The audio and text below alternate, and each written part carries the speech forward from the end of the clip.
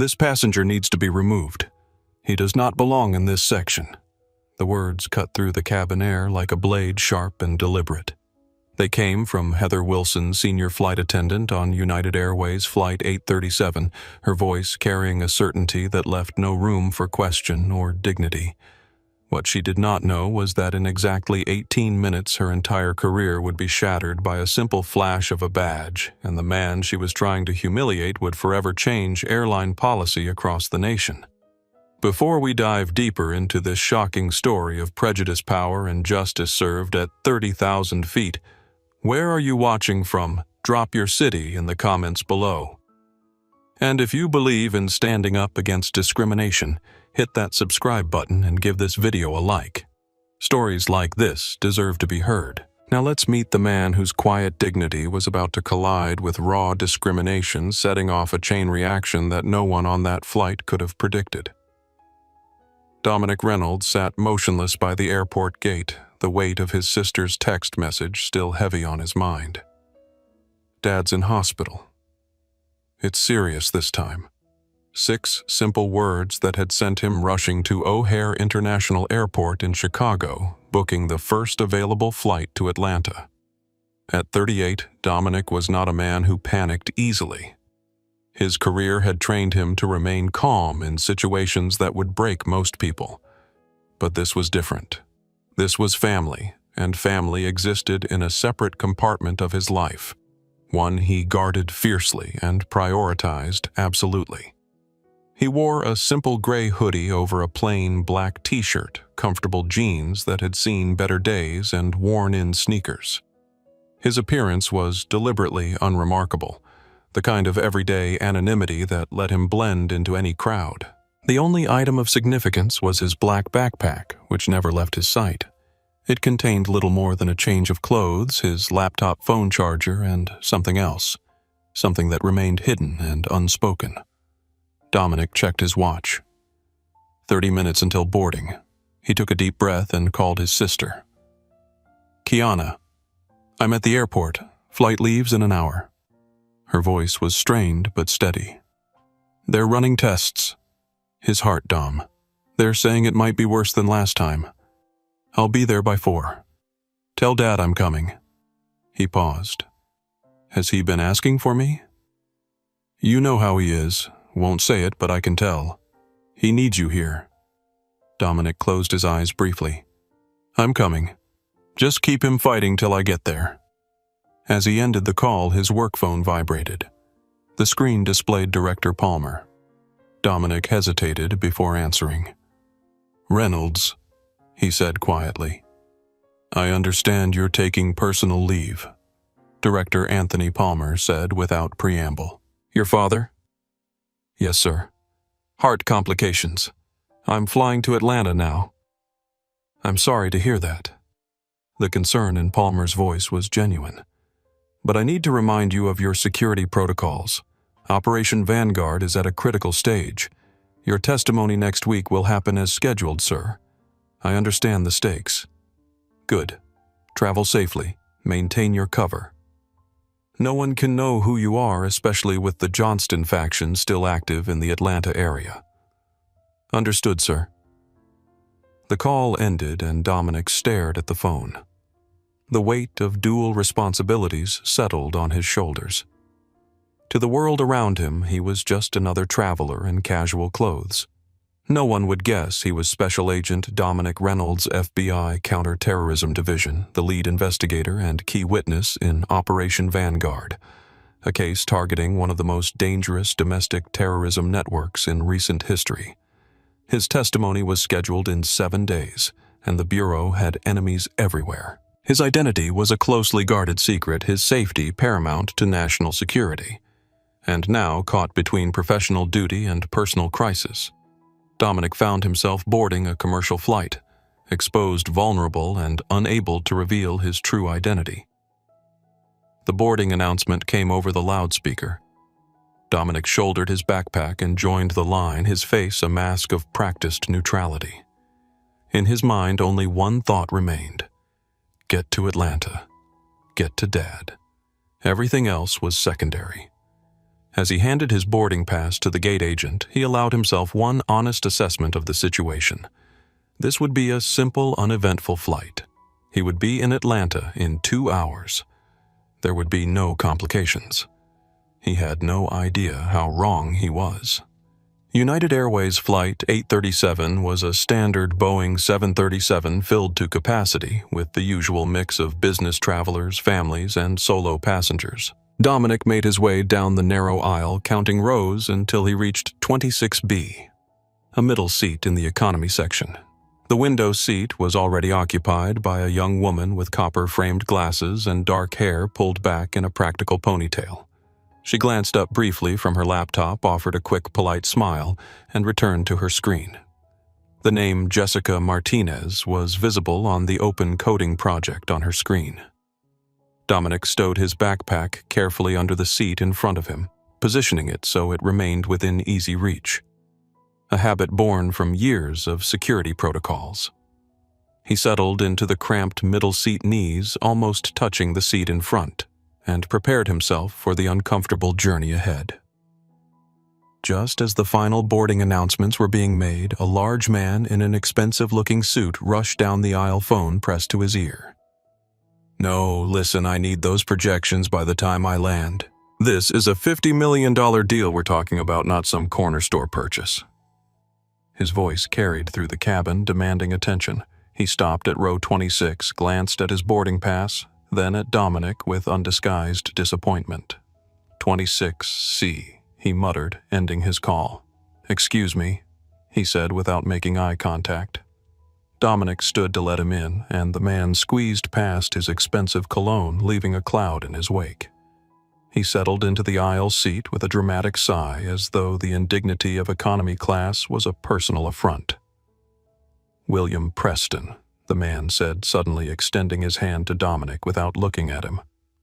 "Preston Financial Solutions, Dominic," he replied simply, giving the man's hand a brief shake. Just Dominic William raised an eyebrow. "No last name? Let me guess. Visiting family." The question felt loaded, presumptuous. "Something like that," Dominic replied, keeping his tone neutral. William nodded as if confirming something to himself, then turned back to his phone, tapping away with important-looking purpose. The pre-flight announcements began, and a flight attendant with a blonde bob cut and a name tag reading Heather Wilson moved through the cabin, checking seatbelts and overhead compartments with military precision. Her smile never quite reached her eyes as she scanned each row. When she reached row 26, her gaze swept over the passengers. She nodded approvingly at William, glanced past Dominic without acknowledgement, and gave Jessica a practiced smile. "Sir," she said suddenly, looking directly at Dominic, "your bag needs to be completely under the seat." Dominic glanced down. His backpack was already pushed as far as it could go, flush against the metal bar. "It is," he replied calmly. Heather's smile tightened. "It needs to be all the way under, sir. It's a federal regulation." She spoke with exaggerated slowness, as if explaining a complex concept to someone who might not understand. Dominic noticed Jessica glance up from her laptop, her eyes narrowing slightly. "I understand," Dominic said, reaching down to demonstrate by pushing the bag. It didn't move further. "This is as far as it will go." Heather stared at him for a beat too long. "Make sure it stays that way," she finally said, before moving on. Just then the captain's voice came over the intercom. "Good afternoon, folks. This is Captain Richard Thompson welcoming you aboard United Airways Flight 837 to Atlanta. Flight time today is approximately 2 hours and 10 minutes. We're expecting some light turbulence about halfway through our journey, but nothing to worry about. We'll be taking off shortly, so please give your attention to the flight attendants for the safety demonstration." As the safety video began playing, Dominic noticed William was still on his phone, now loudly discussing market projections. Heather passed by again, but this time she didn't stop to reprimand him. Instead, she paused at row 26 and looked directly at Dominic. "Sir, all electronic devices need to be in airplane mode for takeoff. Dominic held up his phone, which was already switched to airplane mode. He had turned it on the moment he'd boarded. Heather looked momentarily flustered, but recovered quickly. She glanced at William, who was still talking loudly on his phone, but instead of addressing him, she simply moved on. Jessica's eyes met Dominic's briefly. A silent acknowledgement passed between them. Both had noticed the inconsistency in treatment. She turned back to her laptop, but not before Dominic caught a subtle shake of her head. As the plane began to taxi, William finally ended his call, but immediately began a new one. "Robert." "Yeah, it's Preston. Listen, I need you to pull those Atlanta property files. We're going to crush this meeting. These local developers have no idea what's coming." Heather passed by again during the final check. She pointedly cleared her throat near William, who gave her a charming smile and held up one finger in a just-a-minute gesture. She nodded and continued down the aisle. The contrast was stark and unmistakable. Dominic leaned his head back and closed his eyes, letting the familiar weight of different standards settle over him. It wasn't new. It wasn't surprising. It was just another day. As the engines roared to life and the plane accelerated down the runway, Dominic thought of his father. Robert Reynolds had taught him many things, but one lesson had always stood out. In this world, son, you'll be judged by standards others will never have to meet. Your dignity isn't in how they treat you. It's in how you respond. The plane lifted off the ground, carrying Dominic toward his ailing father, unaware that the real journey was just beginning. 30 minutes into the flight, the seatbelt sign dinged off and the cabin crew began preparation for beverage service. Dominic sat quietly, a book open in his hands, a biography of jazz legend John Coltrane, though his mind kept drifting to his father. Robert Reynolds had introduced him to Coltrane's music when he was just 8 years old, explaining the discipline and soul behind each note. William Preston had not stopped talking since takeoff. After exhausting his supply of business calls, he had turned his attention to his seatmates. So he said, turning to Dominic, "What takes you to Atlanta, business or pleasure, family?" Dominic replied without elaboration. William nodded as if this confirmed something. "I thought so." "Me. I'm closing a major development deal, $50 million. Revitalizing a neighborhood that frankly needs it." Jessica looked up from her laptop. "Which neighborhood, East Side? Near the old factory district.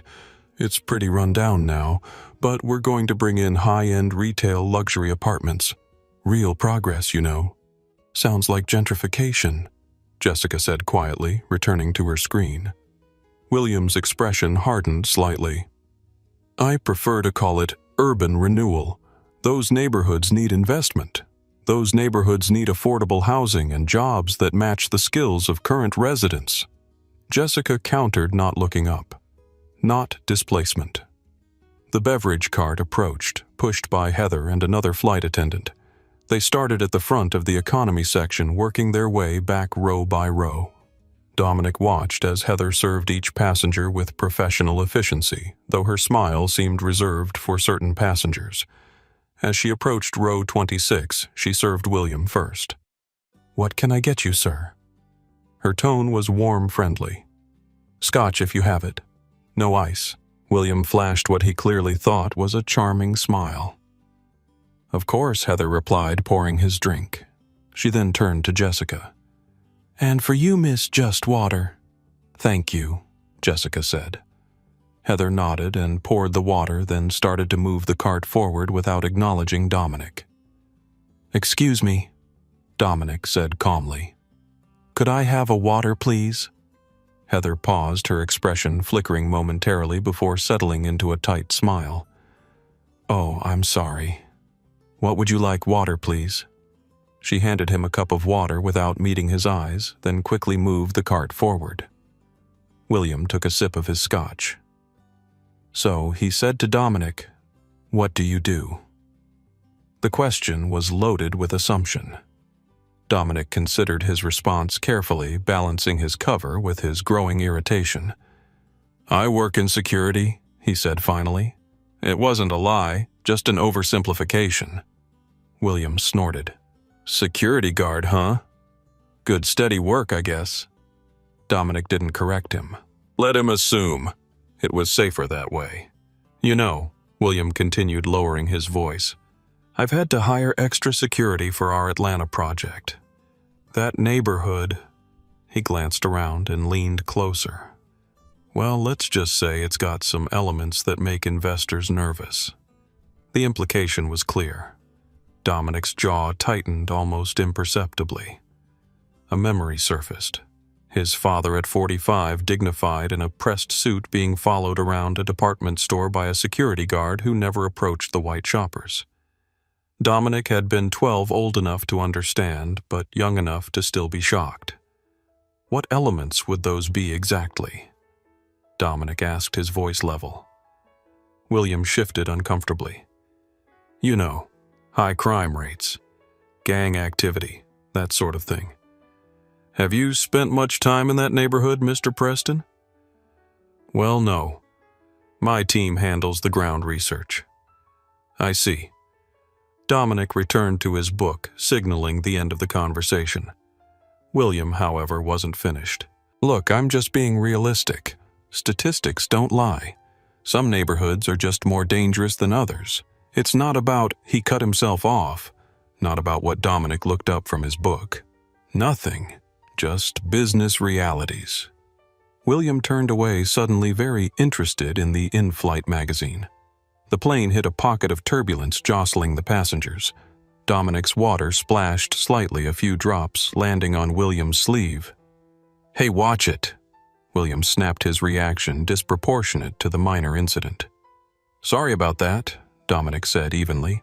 Just turbulence. William made a show of dabbing at his sleeve with a napkin. This is a $3,000 suit. Jessica glanced over, eyebrows raised at the overreaction. The turbulence increased and the captain's voice came over the intercom.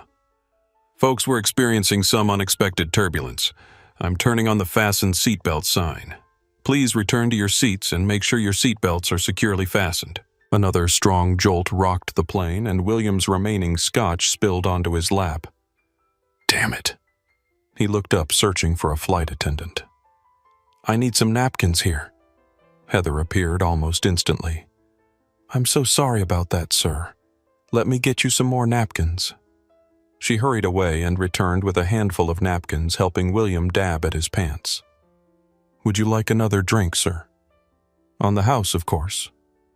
Yes, that would be appropriate, William said imperiously. As Heather turned to get his drink, her elbow knocked into Dominic's shoulder. She didn't apologize or acknowledge it. The tension in row 26 was building molecule by molecule, interaction by interaction. Dominic took a deep breath. 2 more hours. Just 2 more hours and he would be in Atlanta with his father. He could endure this. He had endured worse. What he didn't know was that the real test was yet to come. Another bout of turbulence hit the aircraft, this one stronger than before. The plane dipped suddenly, causing several passengers to gasp. Dominic's shoulder was pressed against William's as the motion pushed them together. Do you mind, William hissed, shifting away as if Dominic had deliberately invaded his space. Just turbulence, Dominic repeated calmly, though his patience was wearing thin. Well, keep to your own space. I paid for this seat, not half of yours, too. Jessica looked up from her laptop, her expression a mixture of disbelief and annoyance. Seriously, it's turbulence. No one's doing it on purpose. William glared at her. I wasn't talking to you. The plane stabilized and Heather returned with William's replacement scotch. Here you are, sir. So sorry about the turbulence. As she handed him the drink, William gestured subtly toward Dominic. Actually, could I speak with you privately for a moment? Heather nodded. Of course. She leaned down and William whispered something to her. Her eyes darted to Dominic, narrowing slightly. I understand, sir. I'll take care of it, she said in a low voice, though not low enough that Dominic couldn't hear. She straightened up and addressed Dominic directly. Sir, is there a problem here? No problem, Dominic replied evenly. just experiencing the same turbulence as everyone else. Mr. Preston feels you're being disruptive. Dominic raised an eyebrow. Disruptive. I've been sitting here reading my book and responding when spoken to. He says you've been hostile and making him uncomfortable. Jessica interjected. That's not true. If anything, he's been bothering us with his constant talking. Heather ignored her. Sir, I need you to understand that we take passenger comfort very seriously on United Airways. The implication was clear. Some passengers' comfort mattered more than others. Dominic felt a familiar heat rising in his chest, but kept his expression neutral. I understand completely, he said. I also take my right to be treated with respect very seriously. Heather's expression hardened. Is that a threat? Not at all, just a statement of fact. The confrontation was drawing attention now. Passengers in nearby rows were turning to watch the exchange. Heather seemed to notice the audience and modulated her tone. Just keep to yourself for the remainder of the flight and there won't be any issues. She turned to William. Is there anything else I can do for you, sir? This is fine for now, William replied, shooting a smug look at Dominic. As Heather walked away, a new figure appeared in the aisle. First Officer Michael Rodriguez, his uniform crisp and his expression concerned. Is everything all right back here? He asked. The captain asked me to check after hearing about a potential situation. Everything's fine now, Officer Heather replied before anyone else could speak. Just a small misunderstanding that's been resolved. Rodriguez looked unconvinced. His eyes moved from Heather to William, then to Dominic and Jessica. Sir, he addressed Dominic directly. Is everything okay? The direct acknowledgement was unexpected. Dominic nodded. Yes, just a disagreement about personal space during turbulence.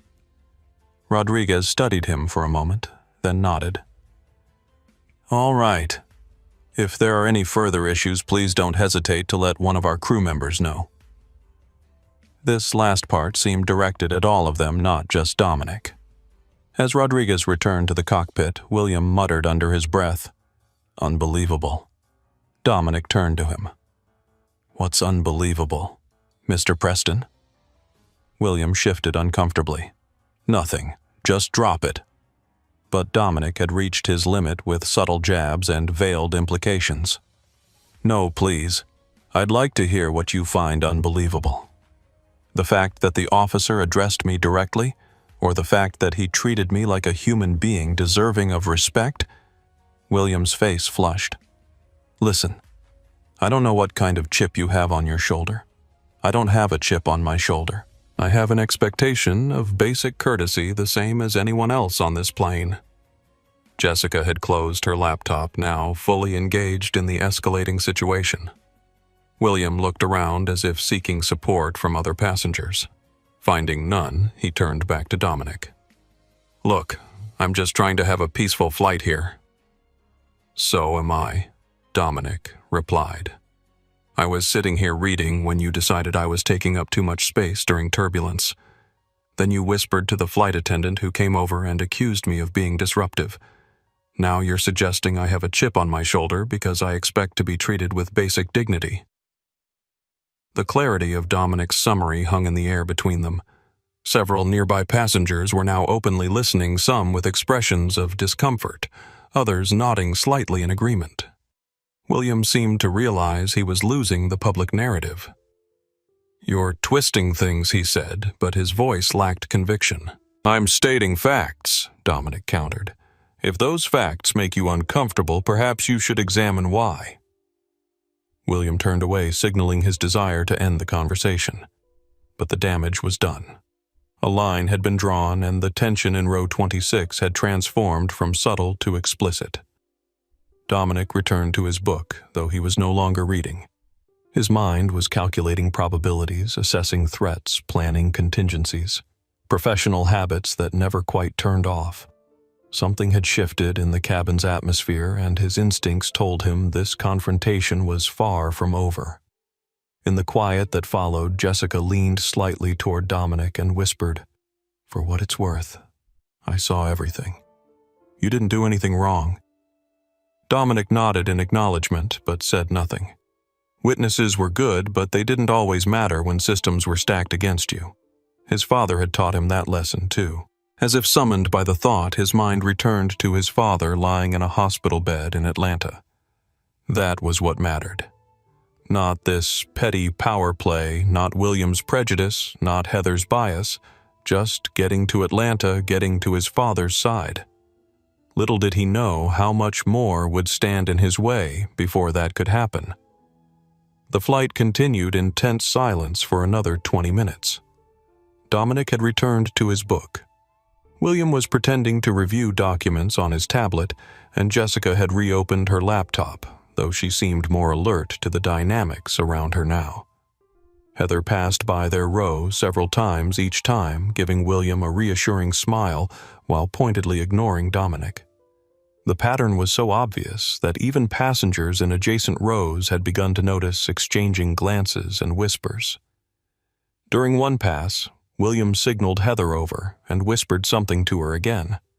This time, Dominic caught fragments. "Keeps watching me. Suspicious. Bag. Security concern." Heather's expression changed to one of alarm.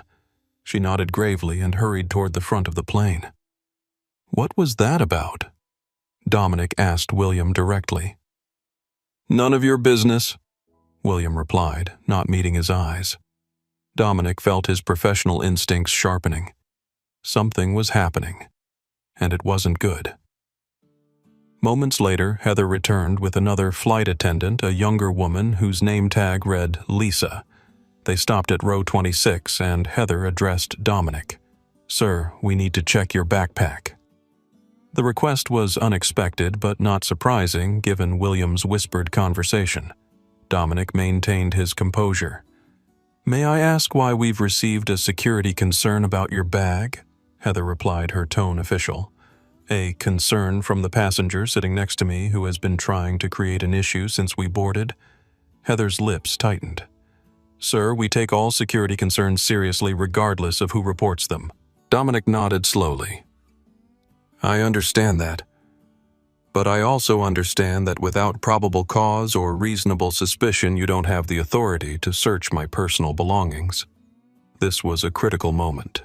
Inside that backpack was his FBI badge, his service weapon secured in a lockbox, and documents related to Operation Vanguard.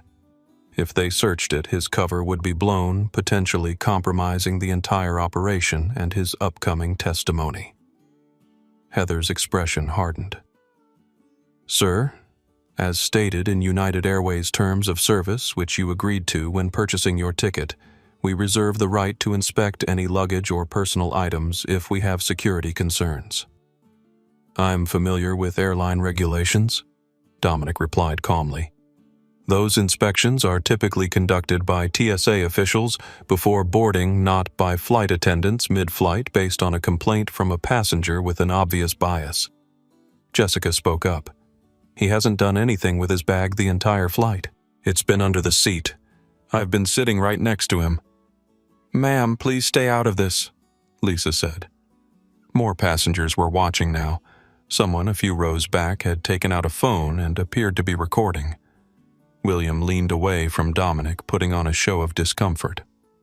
"I just don't feel safe," he said loudly. "He's been acting strange this whole flight, and now he won't let them check his bag. What's he hiding?" The theatrical performance was having its intended effect. Murmurs rippled through nearby passengers, and Dominic could see the shift in some of their expressions, from neutral observation to suspicion. Dominic faced a crucial decision. If he allowed them to search his bag, his mission could be compromised. If he continued to refuse, the situation would escalate further, potentially leading to even worse outcomes. "I'm not hiding anything," Dominic stated clearly. "I'm exercising my rights as a passenger. If you have a legitimate security concern, then follow proper protocol. Contact the captain, and if necessary, he can contact ground security to meet the plane upon landing." Heather seemed taken aback by his knowledge of procedure. "The captain has already been informed," she said, recovering quickly, "and he agrees with our assessment." As if on cue, the cabin intercom crackled to life. "Ladies and gentlemen, this is Captain Thompson speaking. Due to a situation on board, we will be making an unscheduled landing in Charlotte, North Carolina.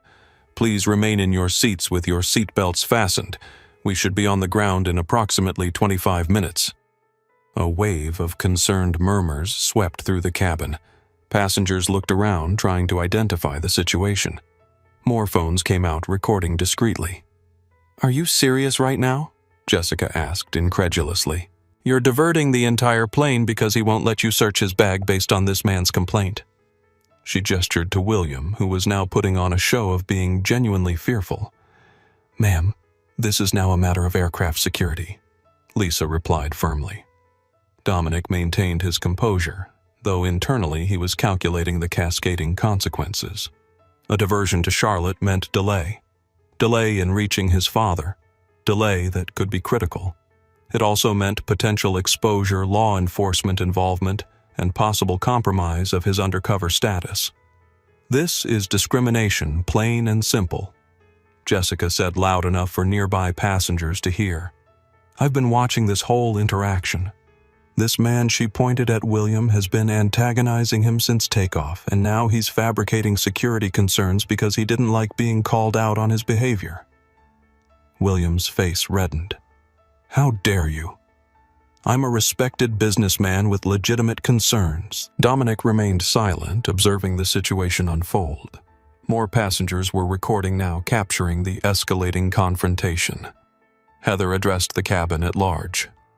"Everyone, please remain calm and seated. This is a standard security procedure." "There's nothing standard about this," came a voice from across the aisle, a middle-aged woman who had been quietly observing. "I've been watching too. This is profiling." The word hung in the air, charged and unavoidable. Dominic finally spoke, his voice calm and measured.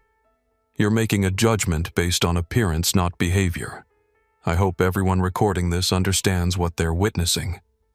Heather's expression flickered with uncertainty for the first time as she registered just how many passengers were now recording the interaction. But she quickly composed herself. "Security will handle this when we land," she said with finality. "Until then, please remain in your seat." As she and Lisa moved back toward the front of the plane, Dominic could feel the weight of dozens of eyes on him.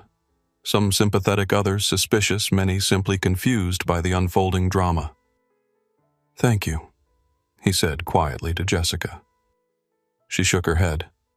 "Don't thank me. This is wrong on so many levels."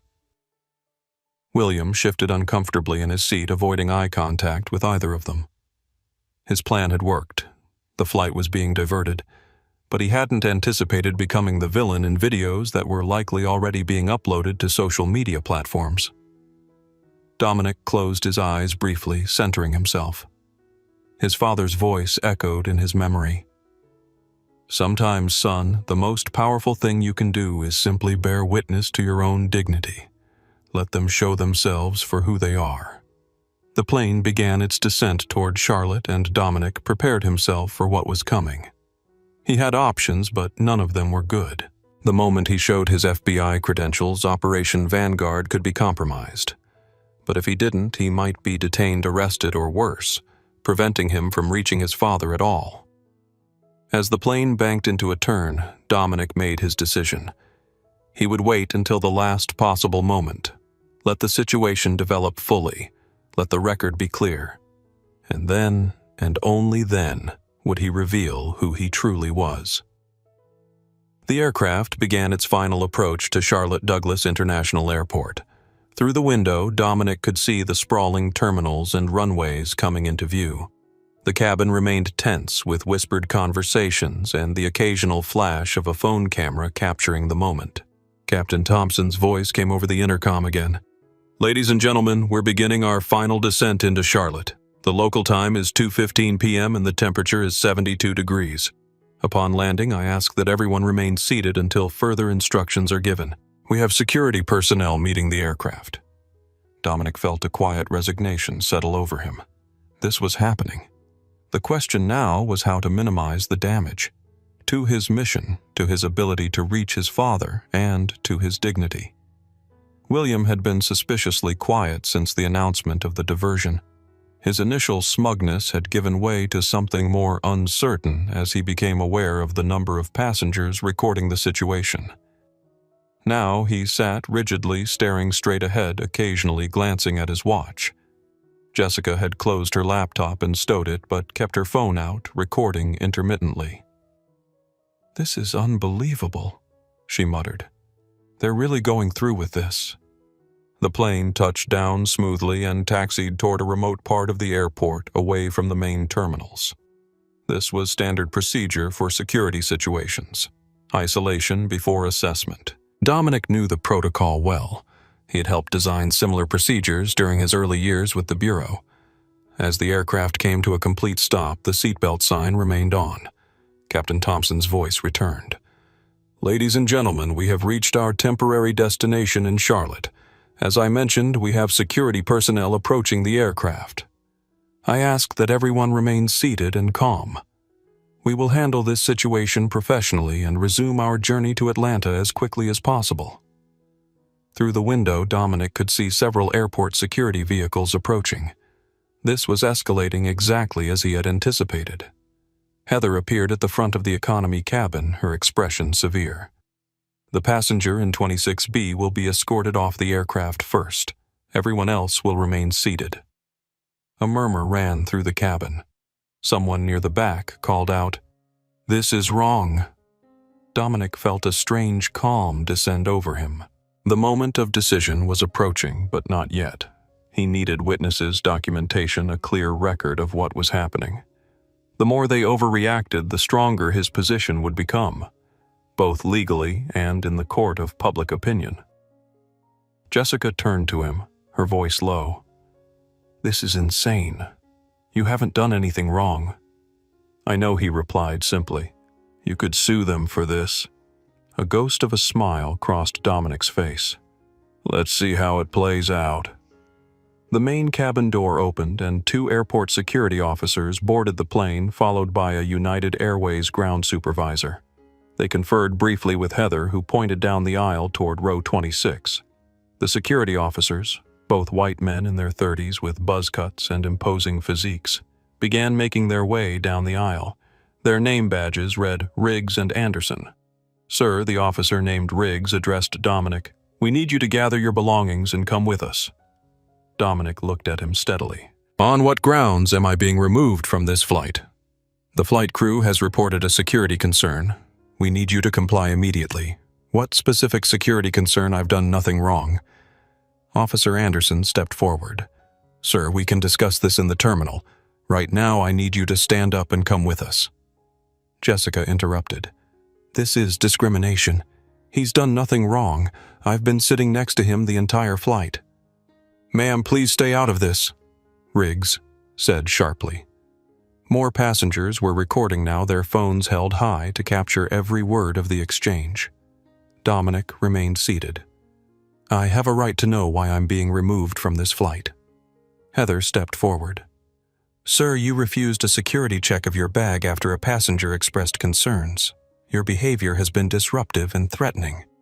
"That's a lie," Jessica said immediately. "I've been right here.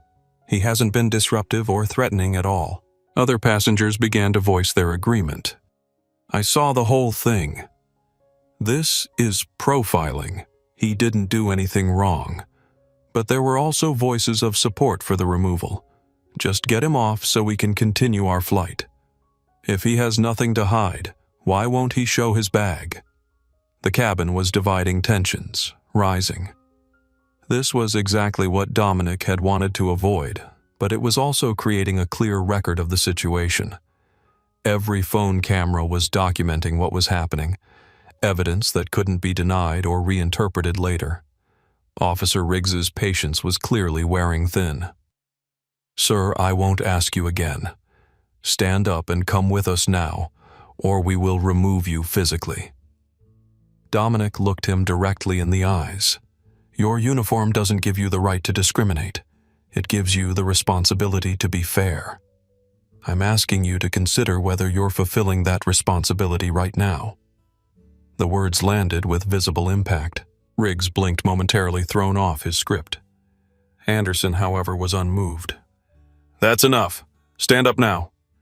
Dominic knew this was the pivotal moment. He could reveal his identity, now end this charade immediately. But doing so would potentially compromise national security, the Operation Vanguard case, and his upcoming testimony. The risk was too great. He made his decision. "I will comply under protest," he said clearly, his voice carrying through the now silent cabin. "I want everyone recording this to know that I am being removed without cause, without evidence, and without due process. This is what discrimination looks like in real time." He stood slowly, careful to keep his movements deliberate and non-threatening. He reached down for his backpack, but Officer Anderson stopped him. "We'll take that," he said, grabbing the bag. "No," Dominic said firmly. "That bag contains personal items and stays with me." A brief standoff ensued, with Anderson's hand on the bag and Dominic not releasing it. "Let go of the bag, sir," Riggs warned. "It stays with me," Dominic repeated. "Or you can explain to a federal judge why you seized personal property without cause or warrant." The mention of a federal judge caused both officers to hesitate. Dominic seized the moment of uncertainty. "I will walk off this plane voluntarily with my property, and we can address this situation properly in the terminal." After a moment, Anderson released the bag. "Fine, but you walk in front of us." Dominic nodded, shouldered his backpack, and turned to Jessica. "Thank you for speaking up." She nodded, her expression a mixture of anger and concern. "This isn't right. I'll send you the videos." As Dominic stepped into the aisle, he heard William mutter under his breath, "Finally getting what you deserve." Dominic paused, turned, and looked William directly in the eyes. "I'm not upset that you can't see who I am. I'm concerned that you think you already know." The statement landed like a physical blow. William recoiled slightly, his expression uncertain. With dignity intact, Dominic began walking toward the front of the plane, the security officers close behind him. As he passed through first class, he could feel the weight of every stare, hear the whispers, sense the judgments being formed and reformed. At the front of the plane, Captain Thompson stood near the cockpit door, observing the scene. His eyes met Dominic's briefly, and something passed between them. A flicker of doubt, perhaps, or the first inkling that a grave mistake was being made. Heather stood by the exit, her expression vindicated. "Security will handle you from here," she said, the smugness in her tone unmistakable. Dominic didn't respond. He simply walked past her and stepped onto the jetway where his patience would face its final test. The jetway was empty and eerily quiet after the tension-filled cabin. Dominic walked steadily forward, his backpack secure on his shoulder, the security officers, Riggs and Anderson, close behind him. He maintained a deliberate pace, not rushing, not dawdling, his posture upright and dignified despite the humiliation of the situation. "Stop right there," Officer Riggs commanded when they reached the midpoint of the jetway, away from the aircraft door but still not visible to the terminal. "Turn around slowly." Dominic complied, turning to face the two men. Their stances had shifted, becoming more aggressive now that they were away from the watchful eyes and recording phones of the passengers. "Put the bag down."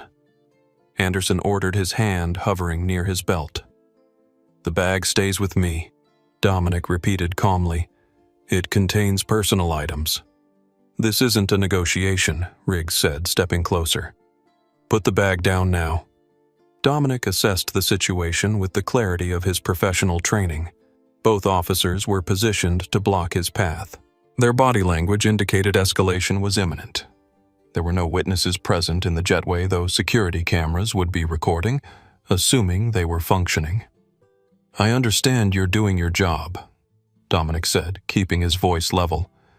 "But I need you to understand that I've done nothing wrong. I'm being removed from this flight because of prejudice, not because of any security threat." "That's not our concern," Anderson replied. Our job is to remove you from the aircraft, which we've done. Now we need to check your bag before escorting you to the security office. Dominic knew what would happen if they checked his bag. His FBI credentials would be discovered along with his service weapon. While this would immediately change the dynamic, it would also potentially compromise Operation Vanguard. He needed to delay that revelation until absolutely necessary. "I've complied with your request to leave the aircraft," he said. "I will accompany you to the security office, but my bag remains with me unless you have probable cause or a warrant." Riggs exchanged a glance with Anderson, then stepped forward, suddenly reaching for the backpack. "Enough of this." Dominic stepped back, maintaining his grip on the bag. "Don't do this," he warned. "You're making a mistake." "The mistake was yours," Anderson said, moving to flank Dominic. "Last chance to cooperate." Dominic stood his ground. "I know my rights. What you're doing is illegal." That was enough for Riggs. He lunged forward, grabbing Dominic's arm while reaching for the bag. Anderson moved in from the other side, and suddenly Dominic found himself in a physical confrontation he had hoped to avoid. He didn't resist. That would only escalate the situation further, but he also didn't surrender his backpack.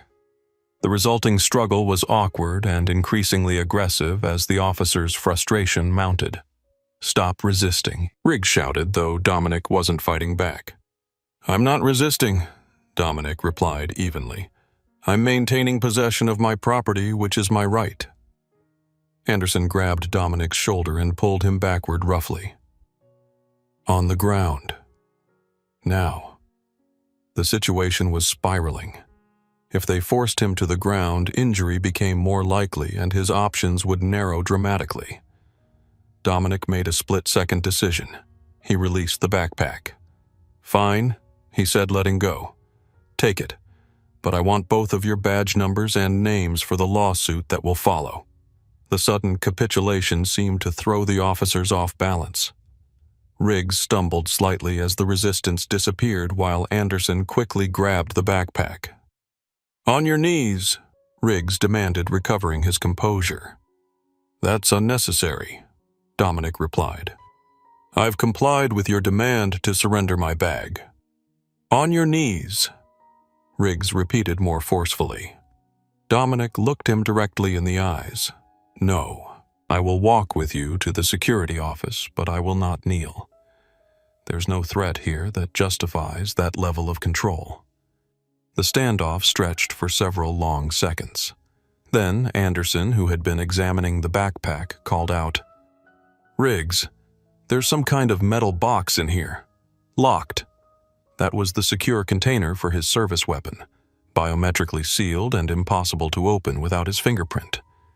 But they wouldn't know that. Riggs's expression darkened. "What's in the box?" he demanded.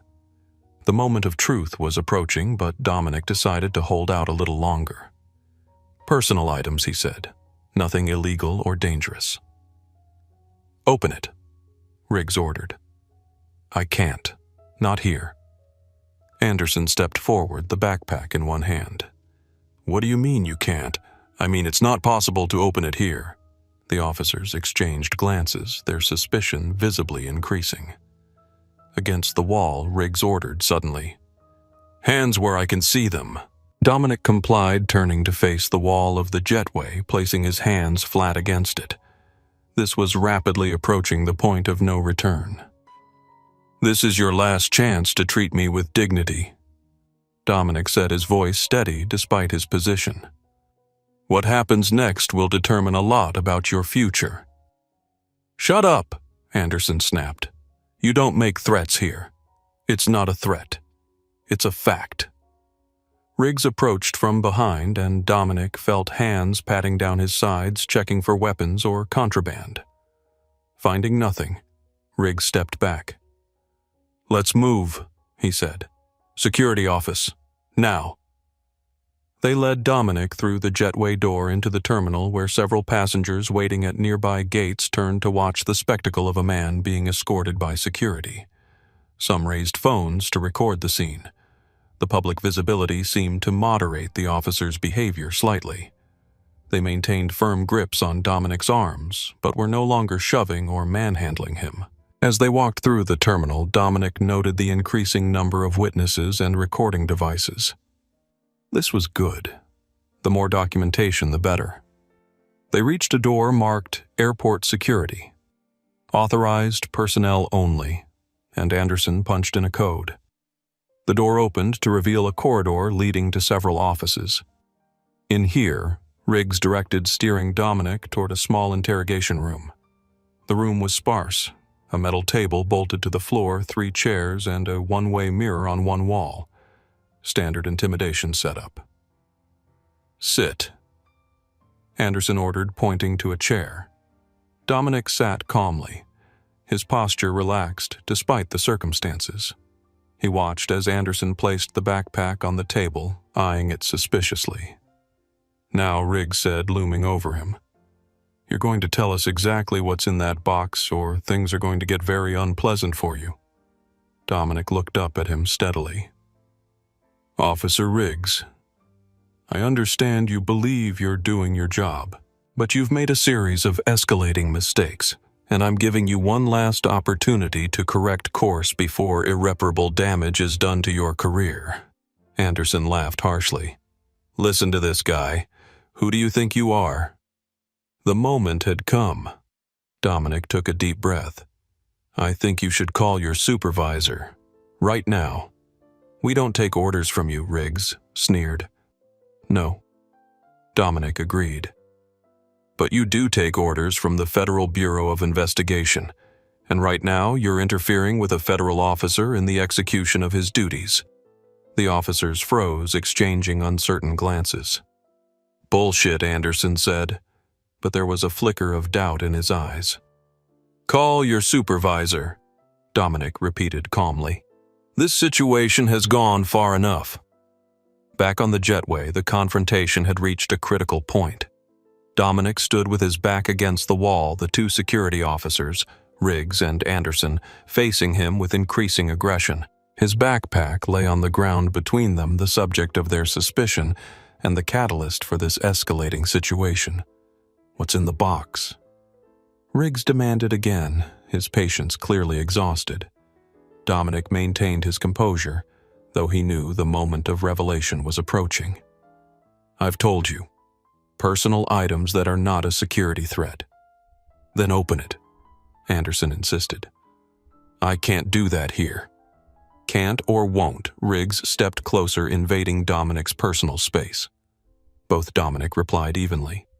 "The contents are secure for a reason, and this jetway is not the appropriate place to reveal them." Anderson scoffed.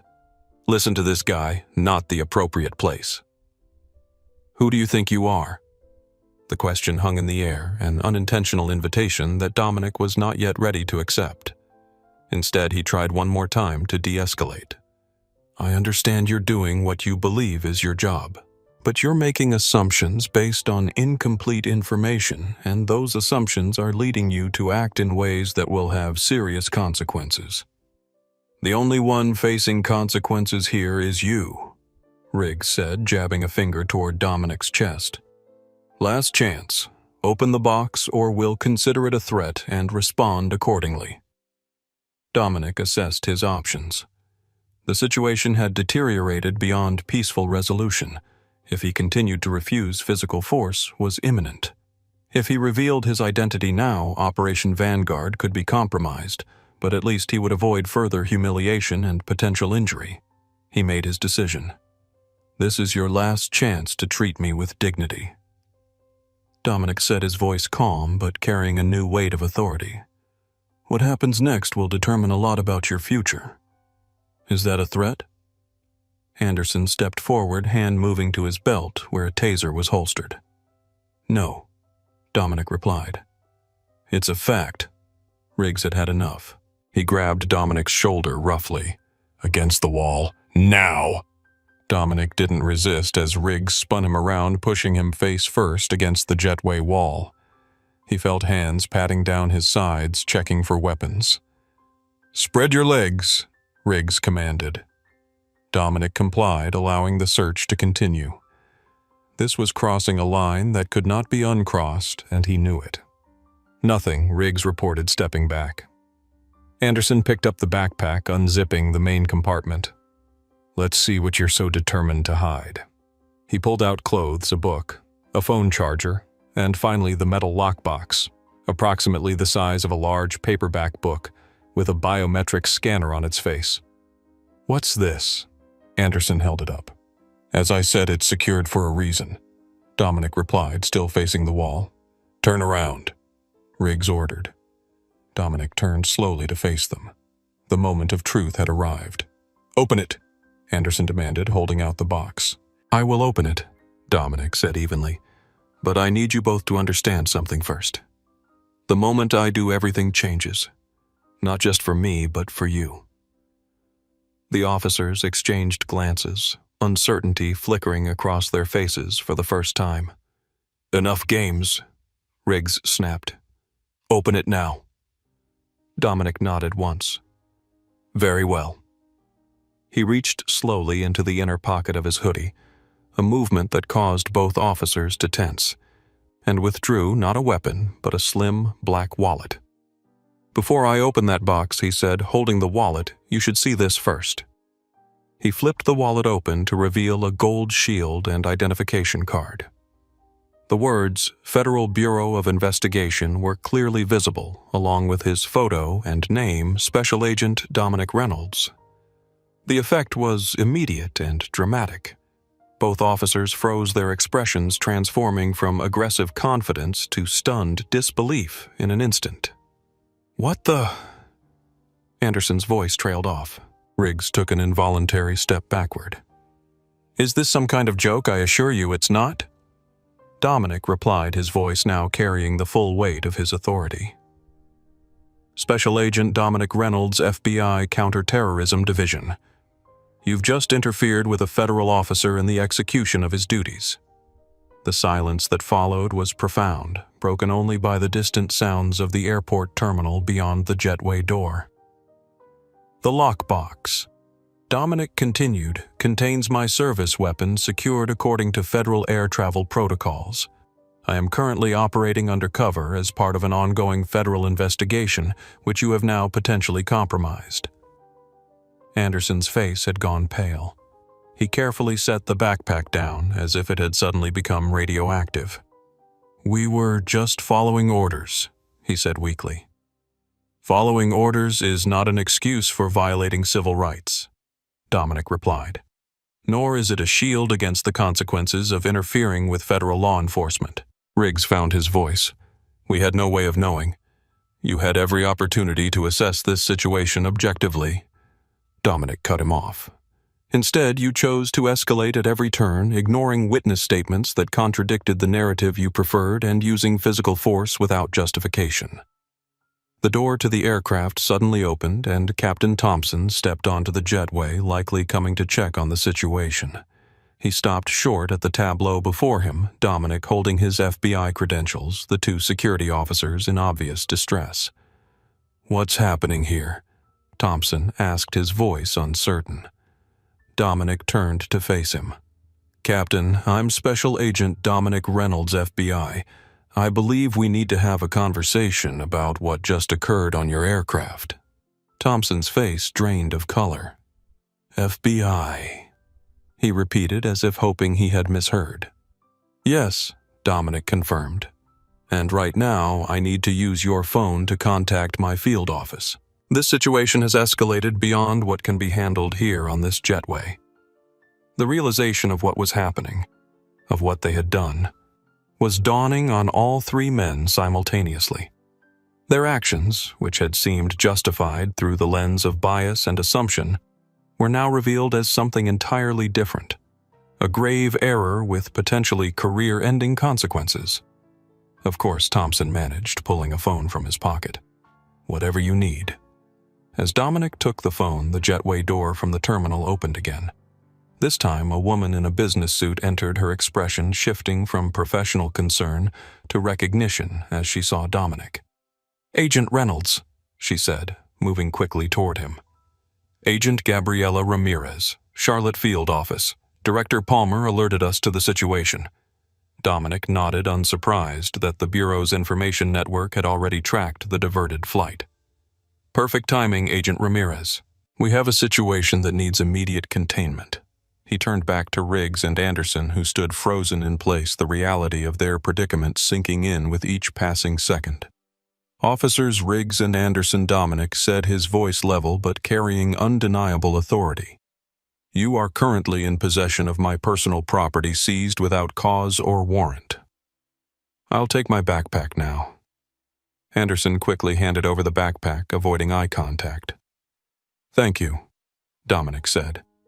Now I suggest you both prepare yourselves for a very long day of explaining your actions to your superiors, to FBI investigators, and possibly to federal prosecutors. Discrimination and civil rights violations are taken very seriously, especially when they interfere with federal investigations. The transformation was complete. The men who had moments ago been intimidating and aggressive now stood deflated. Their perceived power evaporated in the face of actual authority. Dominic turned to Agent Ramirez. We need to contain this situation quickly. Operation Vanguard may be compromised. She nodded briskly. We have a team securing the terminal. What's your assessment? Multiple witnesses. Numerous recordings, Dominic replied. This will be all over social media within the hour if it isn't already. Understood, Ramirez said. Director Palmer has authorized whatever resources you need. Captain Thompson, who had been watching this exchange with increasing alarm, finally spoke up. Agent Reynolds, I want to personally apologize. Not now. Captain Dominic cut him off. Right now, we need to address the immediate security concerns. There will be plenty of time for apologies later. The captain nodded, chastened. Dominic turned back to the jetway door leading to the aircraft. Let's return to the plane. There are several matters that need to be addressed.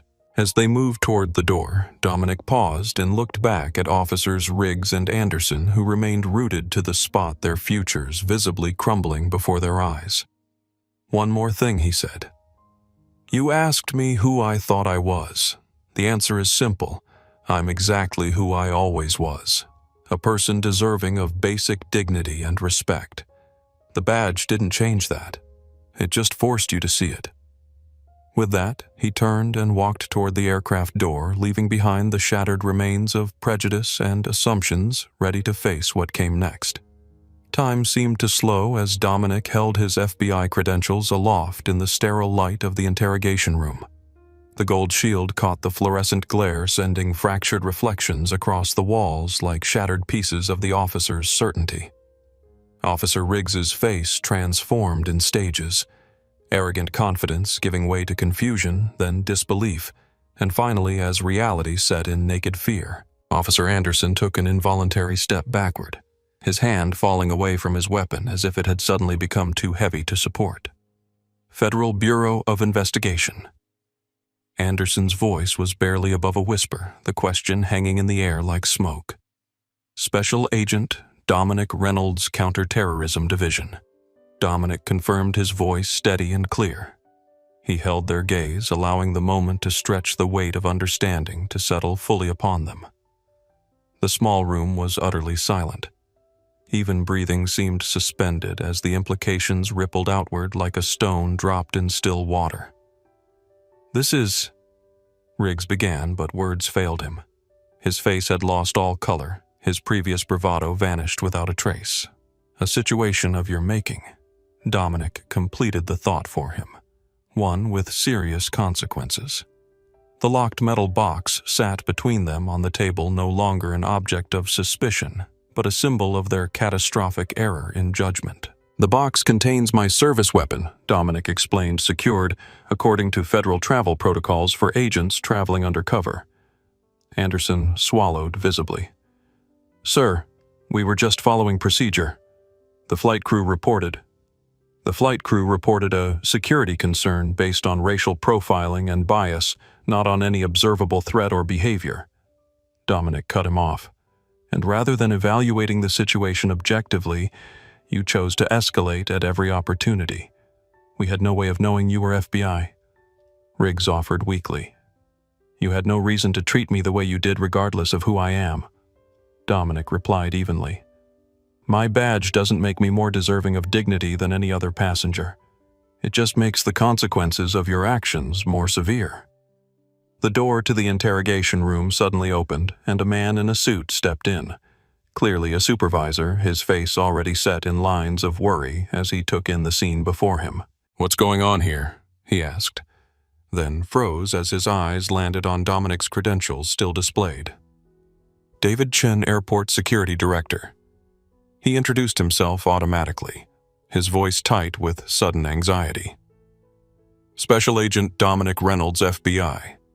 Dominic replied. "And we have a serious situation developing." Chen's eyes darted between his officers and Dominic quickly assessing. "I just received a call from the FBI Charlotte Field office. They're sending agents." "They're already here," came a voice from the doorway. All eyes turned to see a woman in a dark suit standing there, her own credentials displayed. "Special Agent Gabriela Ramirez, Charlotte Field office." She entered the room, her gaze taking in the scene with professional efficiency before settling on Dominic. "Agent Reynolds, Director Palmer sends his regards and his concern. He's been briefed on the situation." Dominic nodded. "Thank you for responding so quickly, Agent Ramirez." She turned to the security director. "Mr. Chen, we'll need your officers debriefed and processed immediately. This incident potentially compromises an ongoing federal investigation of significant national security importance." Chen's professional demeanor cracked slightly. "Of course, whatever you need. Officers Riggs and Anderson will cooperate fully." Ramirez's expression was stone. "They'll be escorted to separate rooms for questioning. Their body cameras are to be surrendered immediately. All footage secured." Chen nodded rapidly. "Yes, absolutely." Dominic watched the exchange, noting the swift transformation of power dynamics in the room. The men who had manhandled and threatened him moments ago now stood silent and diminished, their authority stripped away by the simple revelation of who he actually was. Ramirez turned back to Dominic. "Agent Reynolds, we should move to a secure location. There are several matters requiring immediate attention." Dominic nodded, standing up and reclaiming his backpack. As he did, his phone vibrated with an incoming call. His sister Kiana wondering why he hadn't landed in Atlanta yet. The reminder of his father's condition sent a pang through him, sharpening his focus. "Agent Ramirez, while this situation is being contained, I need to make arrangements to continue to Atlanta as soon as possible. Family emergency." "Already arranged," she replied efficiently. "We have a Bureau aircraft standing by. But first, we need to address the situation on United Airways 837. The passengers, the recordings, the flight crew. All of it." Dominic nodded grimly. "Let's go."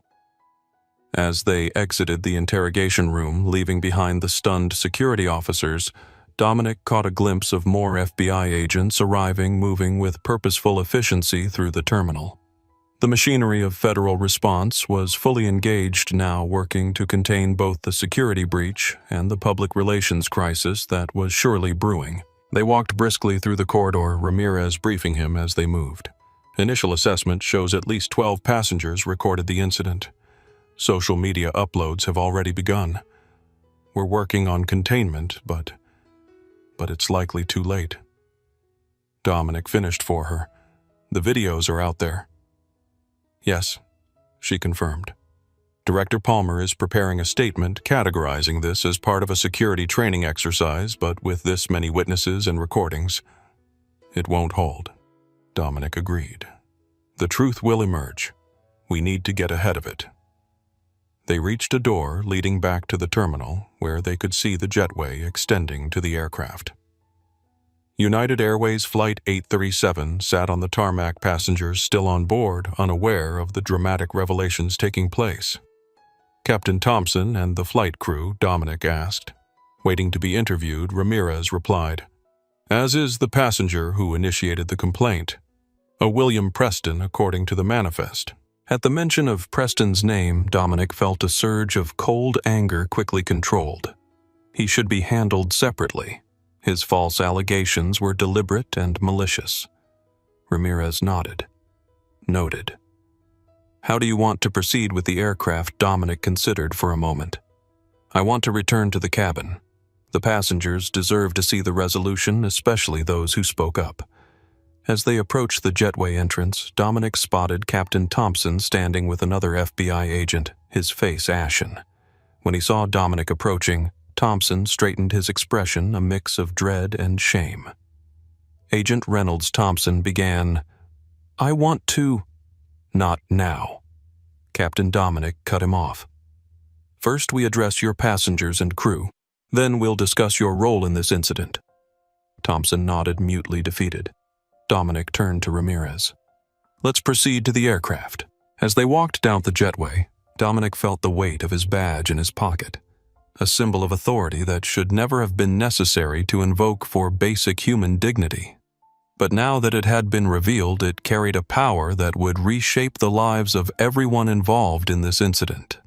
What awaited him on the plane was a reckoning, not just for those who had wronged him, but for a system that had allowed such wrongs to occur in the first place. The return to the aircraft cabin felt like stepping onto a stage. As Dominic entered through the front door, followed by Agent Ramirez and 2 additional FBI agents, a hush fell over the previously murmuring passengers. All eyes turned to him, recognition flickering as they connected the man who had been forcibly removed with the composed figure now standing in the aisle, authority radiating from his posture. Heather Wilson. The flight attendant who had been so dismissive earlier stood frozen by the galley, her eyes widening as she took in the FBI agents flanking Dominic. The blood drained from her face as understanding dawned. Captain Thompson entered behind them, visibly uncomfortable. Ladies and gentlemen, he began, his voice lacking its previous confidence. I need to inform you of a development regarding our unscheduled landing. Dominic stepped forward, effectively taking control of the situation. I'll handle this, Captain. He turned to address the cabin, his voice clear and carrying easily to the back rows. My name is Special Agent Dominic Reynolds of the Federal Bureau of Investigation. Many of you witnessed my removal from this aircraft approximately 30 minutes ago following allegations of suspicious behavior. A buzz of whispers swept through the cabin as passengers processed this information. Those allegations, Dominic continued, were false and unsubstantiated, based on racial profiling rather than any legitimate security concern. As a result, this flight was unnecessarily diverted, and a federal officer was prevented from carrying out his duties. From his seat in 26C, William Preston seemed to shrink into himself, suddenly very interested in his shoes. Jessica Martinez, still in 26A, was recording everything, a small satisfied smile playing at the corners of her mouth. The situation, Dominic went on, has been addressed, and those responsible will be held accountable. FBI agents will be taking statements from passengers in rows 24 through 28, as well as anyone else who directly witnessed the interactions leading to my removal. Agent Ramirez stepped forward. We also request that anyone who recorded any part of the incident share those recordings with our agents. This is a matter of potential national security importance. A hand went up from a few rows back. Are we still going to Atlanta? A woman asked. Yes, Dominic assured her. After statements are taken, this flight will continue to its destination. For those with tight connections, alternative arrangements will be made. Another passenger spoke up. What about them? He pointed toward Heather and the other flight attendants. Are they just going to get away with this? I assure you, Dominic replied, no one is getting away with anything. United Airways will be conducting a full investigation, as will the Federal Aviation Administration and the Department of Justice Civil Rights Division. Heather's face crumpled at this, the reality of her situation finally hitting home. One more thing, Dominic added. To those passengers who spoke up when they witnessed injustice, thank you. Your willingness to go on record made a difference.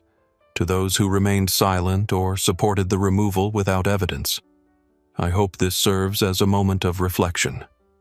He turned to Agent Ramirez. Let's proceed. As agents began moving through the cabin to collect statements, Dominic approached William Preston. The businessman was visibly sweating, now his earlier arrogance replaced by naked fear. "Mr. Preston," Dominic said, his voice low but carrying enough for nearby passengers to hear. "A word, please." William looked up, his face a mask of panic. "Listen, I never meant. Step into the aisle, please." William complied reluctantly, standing on shaky legs. "You deliberately made false allegations that led to the diversion of this aircraft and the interference with a federal officer's duties." Dominic stated, his tone professional but unyielding.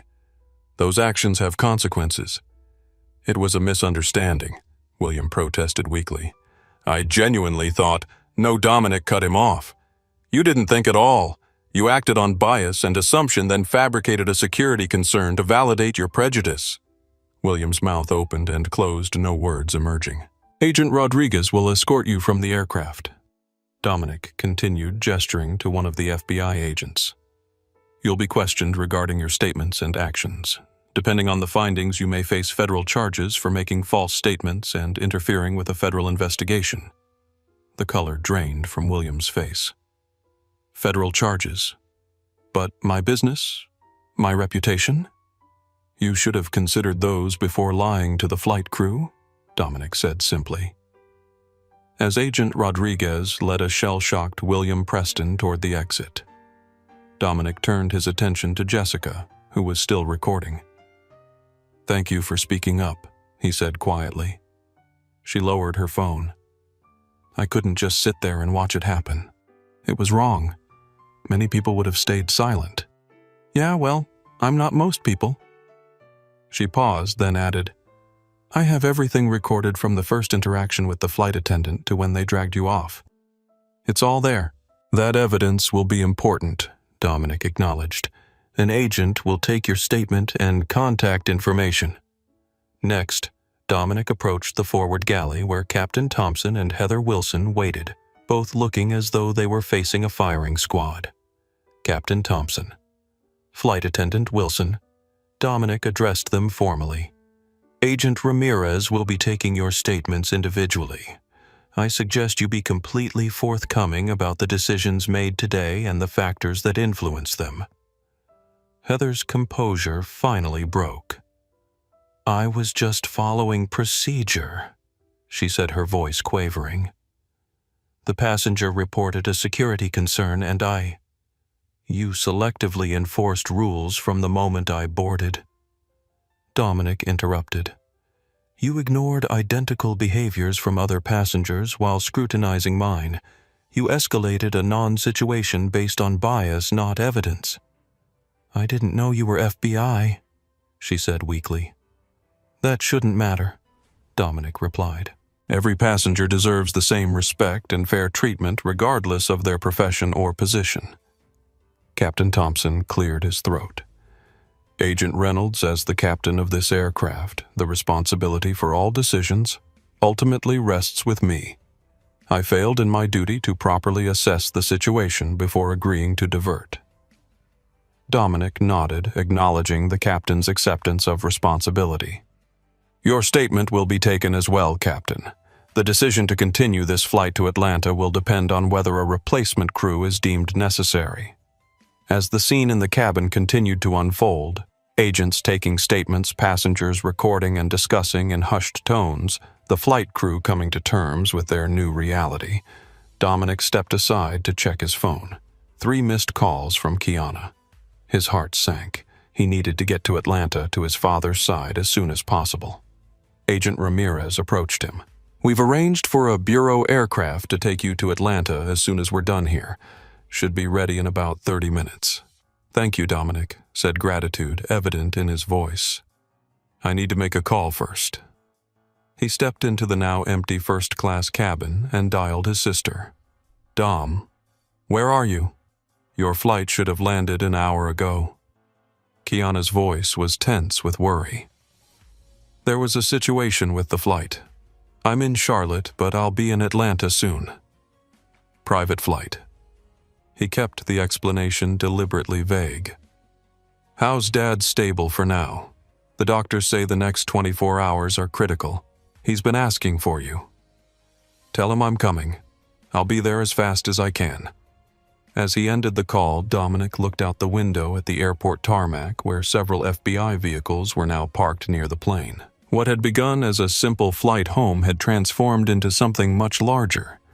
A very public collision between prejudice and justice with consequences that would ripple outward long after today. He turned back toward the cabin where Agent Ramirez was efficiently coordinating the taking of statements and securing of evidence. The machine of federal response was in full motion now, containment and investigation proceeding simultaneously. Agent Reynolds, she called to him. We have a situation developing online. The videos are going viral faster than we can contain them. Dominic nodded grimly. In the digital age, truth moved at the speed of light, especially when that truth exposed injustice in such a raw, undeniable form. Let it go, he decided. Sometimes the most powerful weapon against prejudice is visibility. As he watched the continued activity in the cabin, William Preston being escorted away, Heather Wilson giving her statement with tears streaming down her face, Jessica Martinez showing her recordings to an agent, Dominic felt a complex mix of emotions. Vindication. Yes, but also a deep weariness at the familiar pattern this incident represented. He had won this battle decisively, but the war against prejudice and profiling continued. For now, though, his focus needed to be on his father, on family, on what truly mattered beyond badges and authority. The next phase of this incident would unfold with or without his direct involvement. The wheels of justice, once set in motion, had their own momentum. The tarmac outside Charlotte Douglas International Airport buzzed with activity. 3 FBI vehicles were parked near United Airways Flight 837, and agents moved with purposeful efficiency between the terminal and the aircraft. Inside the cabin, the investigation was in full swing. Dominic stood near the cockpit door conferring with Agent Ramirez while monitoring the scene throughout the cabin. FBI agents were methodically taking statements from passengers, collecting video evidence, and documenting the sequence of events that had led to the aircraft's diversion. Our digital forensics team is tracking the spread of the videos online, Ramirez reported, her voice low. They've already appeared on multiple platforms. The hashtag #FlyingWhileBlack is trending, and your removal has been viewed over 1 million times in the last hour. Dominic nodded, unsurprised. Any clear shots of my face or badge? Several. Facial recognition is flagging them as they appear, but it's a losing battle. Your cover may be compromised. This was the outcome Dominic had feared. Exposure that could jeopardize Operation Vanguard, the domestic terrorism case that had occupied the last 18 months of his career. The Johnston faction, a violent extremist group with cells across the southeastern United States, was the target of his upcoming testimony. If they identified him before the trial, Director Palmer is on his way, Ramirez added. He's coordinating with the U.S. Marshals Service regarding witness protection protocols just in case. Good, Dominic replied. What about the flight crew and security officers all being questioned separately? The security footage from the jetway has been secured, as well as the body cam footage from Officers Riggs and Anderson. Dominic looked toward the back of the cabin where Jessica Martinez was speaking with an FBI agent, gesturing occasionally at her phone. She had become an unexpected ally in this situation, one of the few passengers who had spoken up when it mattered. What about her? He asked. The woman from 26A. Jessica Martinez Ramirez confirmed. Tech developer from San Francisco. Her recordings are some of the clearest we've found. Caught nearly every interaction from your boarding to removal. When this is wrapped up, I'd like to speak with her briefly. Ramirez nodded. Of course. She's been extremely cooperative. A commotion near the rear galley caught their attention. William Preston was being escorted back onto the aircraft by Agent Rodriguez, his face pale and his expensive suit now rumpled. He looked like a man who had seen his future collapse before his eyes. Mr. Preston has provided a statement, Rodriguez reported as he approached. He's admitted to fabricating the security concern after feeling disrespected during your exchange about personal space. Disrespected. Dominic repeated the word heavy with irony. He's being processed for making false statements and interference with government operations. His attorney is already en route, apparently. Of course he is, Dominic said dryly. The aircraft intercom suddenly activated and Captain Thompson's voice addressed the cabin. Ladies and gentlemen, I've just been informed that a relief crew is on the way to continue this flight to Atlanta. We anticipate departure within the next hour. On behalf of United Airways, I extend our sincere apologies for the delay and the circumstances that caused it. The announcement was met with a mixture of relieved sighs and skeptical murmurs from the passengers, many of whom were still recording the ongoing activity. Dominic checked his watch. The Bureau aircraft would be ready soon, offering a faster route to Atlanta and his father's hospital bed. But before he left, there was one more matter to address. He approached Jessica, who had just finished giving her statement to the FBI agent. She looked up as he neared tucking a strand of dark hair behind her ear. "All done?" he asked. "Just finished," she confirmed. "They're keeping copies of everything I recorded." "Thank you," Dominic said sincerely. "Not just for the recordings, but for speaking up when it mattered. Most people don't." Jessica shrugged, though her expression was serious. "I couldn't just sit there. What they did was wrong, and they knew it was wrong. Sometimes you have to say something." "That courage makes a difference," Dominic told her. "More than you might realize." She studied him for a moment. "You know, even before you showed that badge, you handled yourself with incredible dignity. Most people would have lost it." Dominic smiled faintly.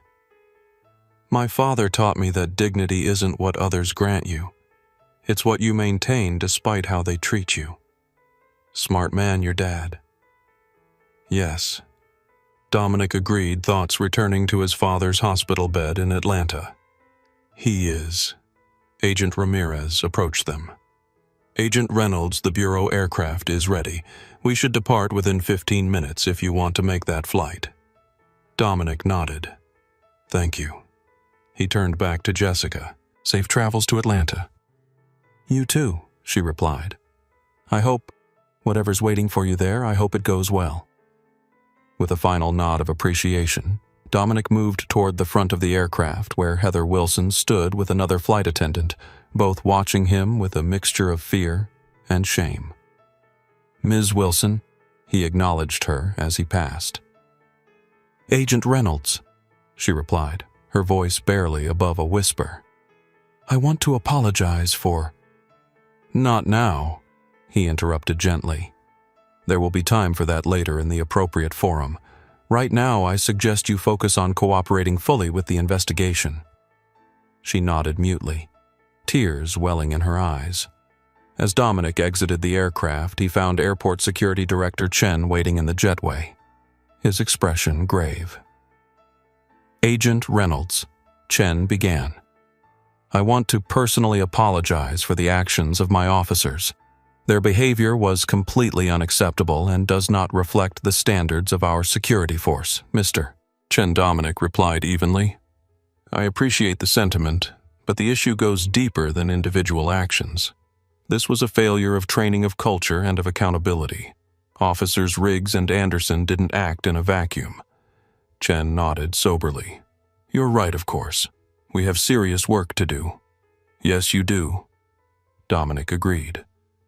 "And that work begins with acknowledging that what happened today wasn't an anomaly or a misunderstanding. It was the predictable outcome of unchecked bias in a system that enables profiling rather than preventing it." The security director had no response to this truth, offering only another nod of chastened agreement. Dominic continued through the terminal, accompanied by Agent Ramirez toward the separate area where the Bureau aircraft awaited. As they walked, heads turned, passengers recognizing him from the videos that were now circulating widely online. "Your face is out there now," Ramirez observed quietly. Operation Vanguard may need to be restructured. Probably Dominic agreed, but that's a problem for tomorrow. Right now, I need to get to my father. They reached the private aviation section of the airport where Director Anthony Palmer himself waited beside a sleek jet bearing the FBI insignia. The director, a tall, distinguished man in his early 60s with silver hair and a commanding presence, stepped forward as Dominic approached. Reynolds Palmer greeted him, extending his hand. "Quite a situation you found yourself in." "Not by choice, sir," Dominic replied as they shook hands. Never as Palmer agreed grimly. "Walk with me." As they moved toward the aircraft, the director spoke in low tones. "The videos are everywhere. We can't put that genie back in the bottle. Your testimony in the Vanguard case next week is now compromised." "I understand, sir. Alternative arrangements already in motion. U.S. Marshals are preparing a security detail for your family as well, just as a precaution." Dominic felt a chill at the mention of his family. "My sister and father need to be briefed immediately." "It's being handled," Palmer assured him. "In the meantime, this incident has created another kind of opportunity. The Bureau has been trying to address profiling in air travel for years. Your experience, captured so clearly on video and witnessed by dozens, provides irrefutable evidence of the problem. With respect, sir, I'm more concerned about my father's health than being the poster child for anti-discrimination initiatives right now." Palmer nodded understandingly. "Of course. Family first. But when you're ready, we should discuss how to leverage this situation for positive change." They reached the steps of the aircraft where two more agents waited. Palmer placed a hand on Dominic's shoulder. "Get to your father, Reynolds. We'll handle the fallout here." "Thank you, sir." As Dominic boarded the FBI jet, his phone vibrated with an incoming message from his sister Dad's asking for you. "Hurry." With renewed urgency, he settled into his seat, thoughts turning toward Atlanta and away from the storm he was leaving behind in Charlotte. A storm that would continue to grow and spread long after his departure. The investigation had only just begun, but the truth was already emerging, pixel by pixel, witness by witness, revealing a reality that could no longer be denied or ignored.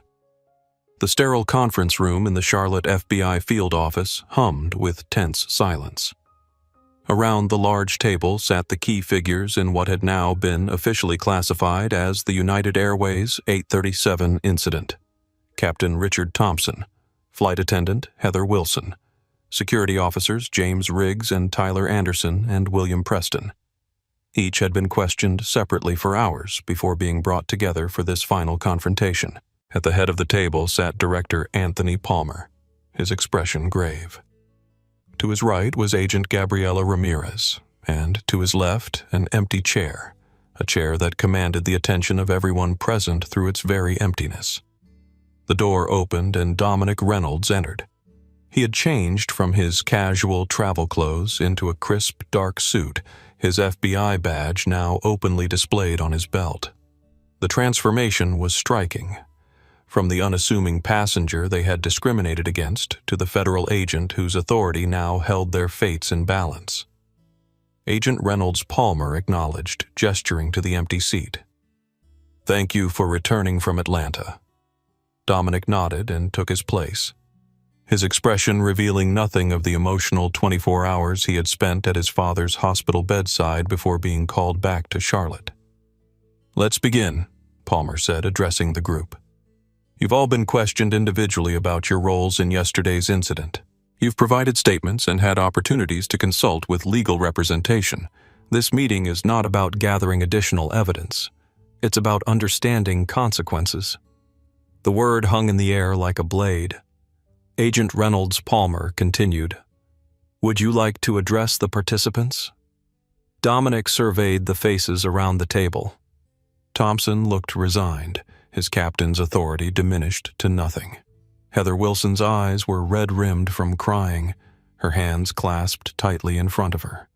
Riggs and Anderson sat stiffly still, clinging to some semblance of professional pride. William Preston looked like a man watching his life crumble in real time, His expensive suit now rumpled, his confident demeanor shattered. Yesterday, Dominic began his voice calm, but carrying undeniable weight. Each of you made a series of decisions that resulted in the violation of my civil rights, the compromise of a federal investigation, and the public humiliation of an innocent traveler. Those decisions were not made in isolation, nor were they simple mistakes. They were the product of bias, unchecked authority, and a culture that enables discrimination rather than preventing it. No one at the table made eye contact. The truth of his words was undeniable. Captain Thompson Dominic turned his attention to the pilot. You diverted an entire aircraft based on a security concern that was never verified, never documented, and never legitimate. You accepted the word of your flight attendant without question and authorized the removal of a passenger without ever speaking to them directly. Thompson nodded slowly. Yes, sir. I failed in my duty as captain to ensure fair treatment of all passengers. Ms. Wilson. Dominic continued, shifting his gaze to the flight attendant. From the moment I boarded, you applied different standards to me than to other passengers. You scrutinized my compliance while ignoring identical behaviors from others. You escalated a non-situation based on bias rather than evidence. Heather's eyes filled with fresh tears. I didn't think I was. That's precisely the problem, Dominic said evenly. You didn't think about your biases. You acted on them without reflection or consideration. He turned to the security officers.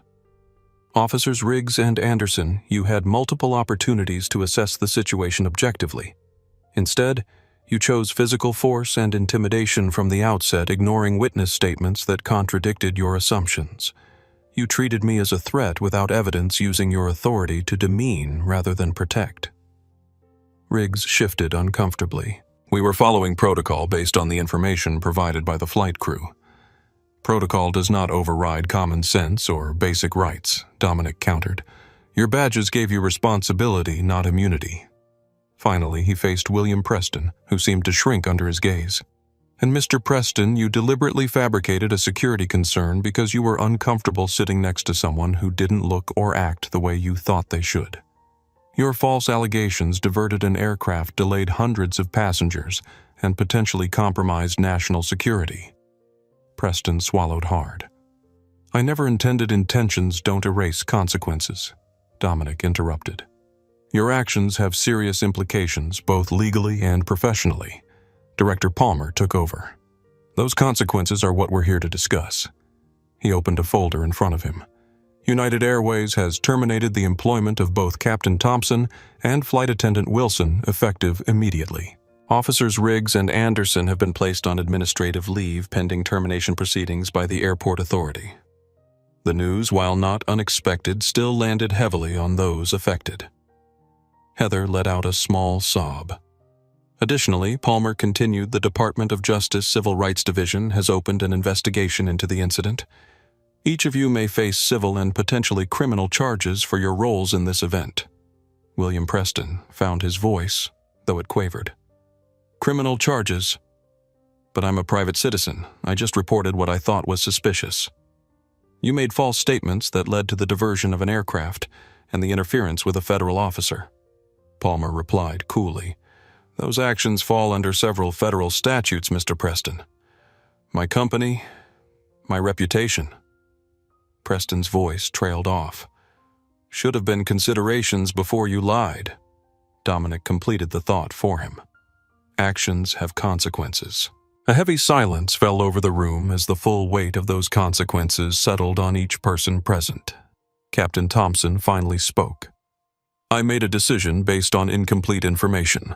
I failed in my duty as captain to ensure fair treatment of all passengers. He looked directly at Dominic for the first time. I have no excuse to offer, only an apology that I know is insufficient. Dominic acknowledged this with a slight nod, appreciating the captain's straightforward acceptance of responsibility. Heather Wilson wiped her eyes. I've lost everything, she said quietly. My career, my income, my future. And what did I lose? Dominic asked her.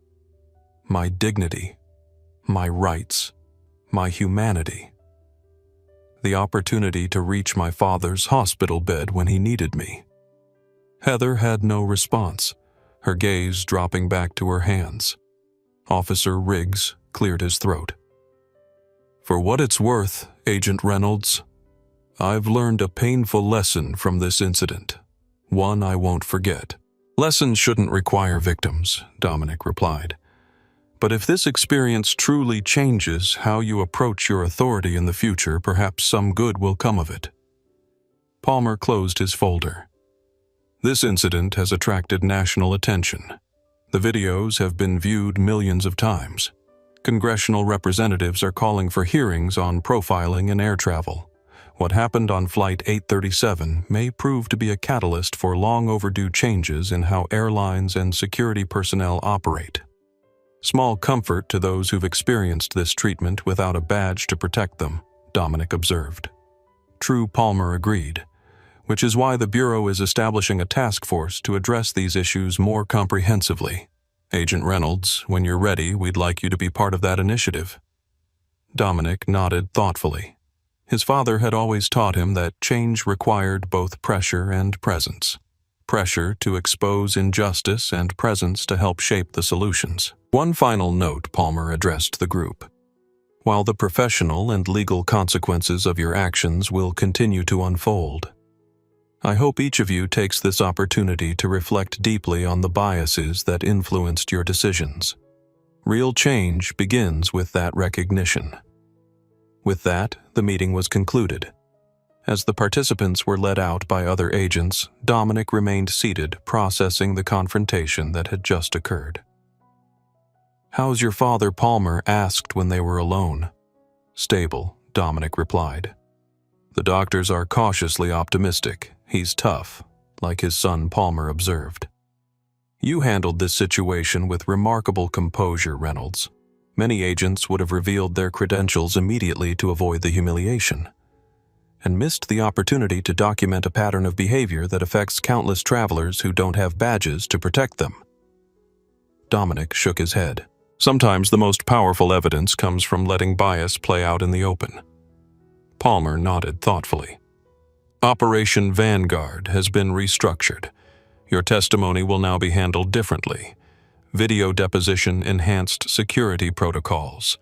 The U.S. Marshals are maintaining surveillance on your family as a precaution." "Thank you, sir."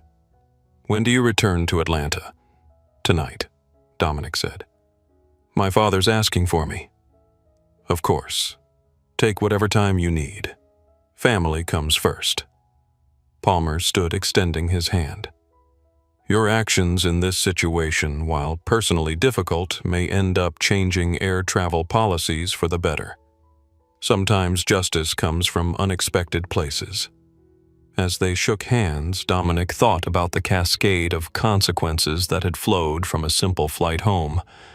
Consequences that would continue to ripple outward long after today's confrontation. The perpetrators had been faced, the truth acknowledged.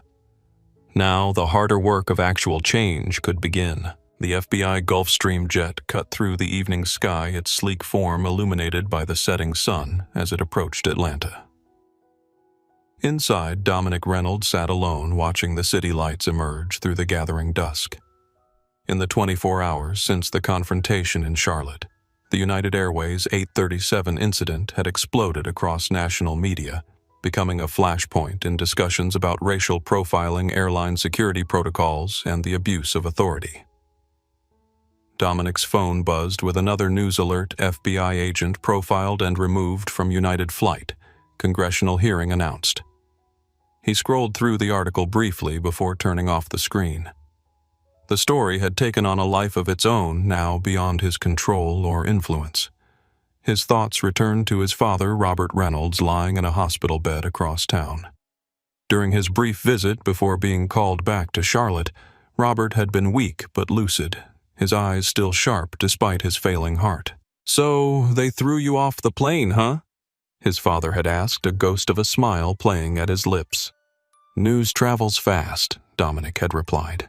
"Kiana showed me the video." You handled yourself well, didn't lose your composure. I had a good teacher.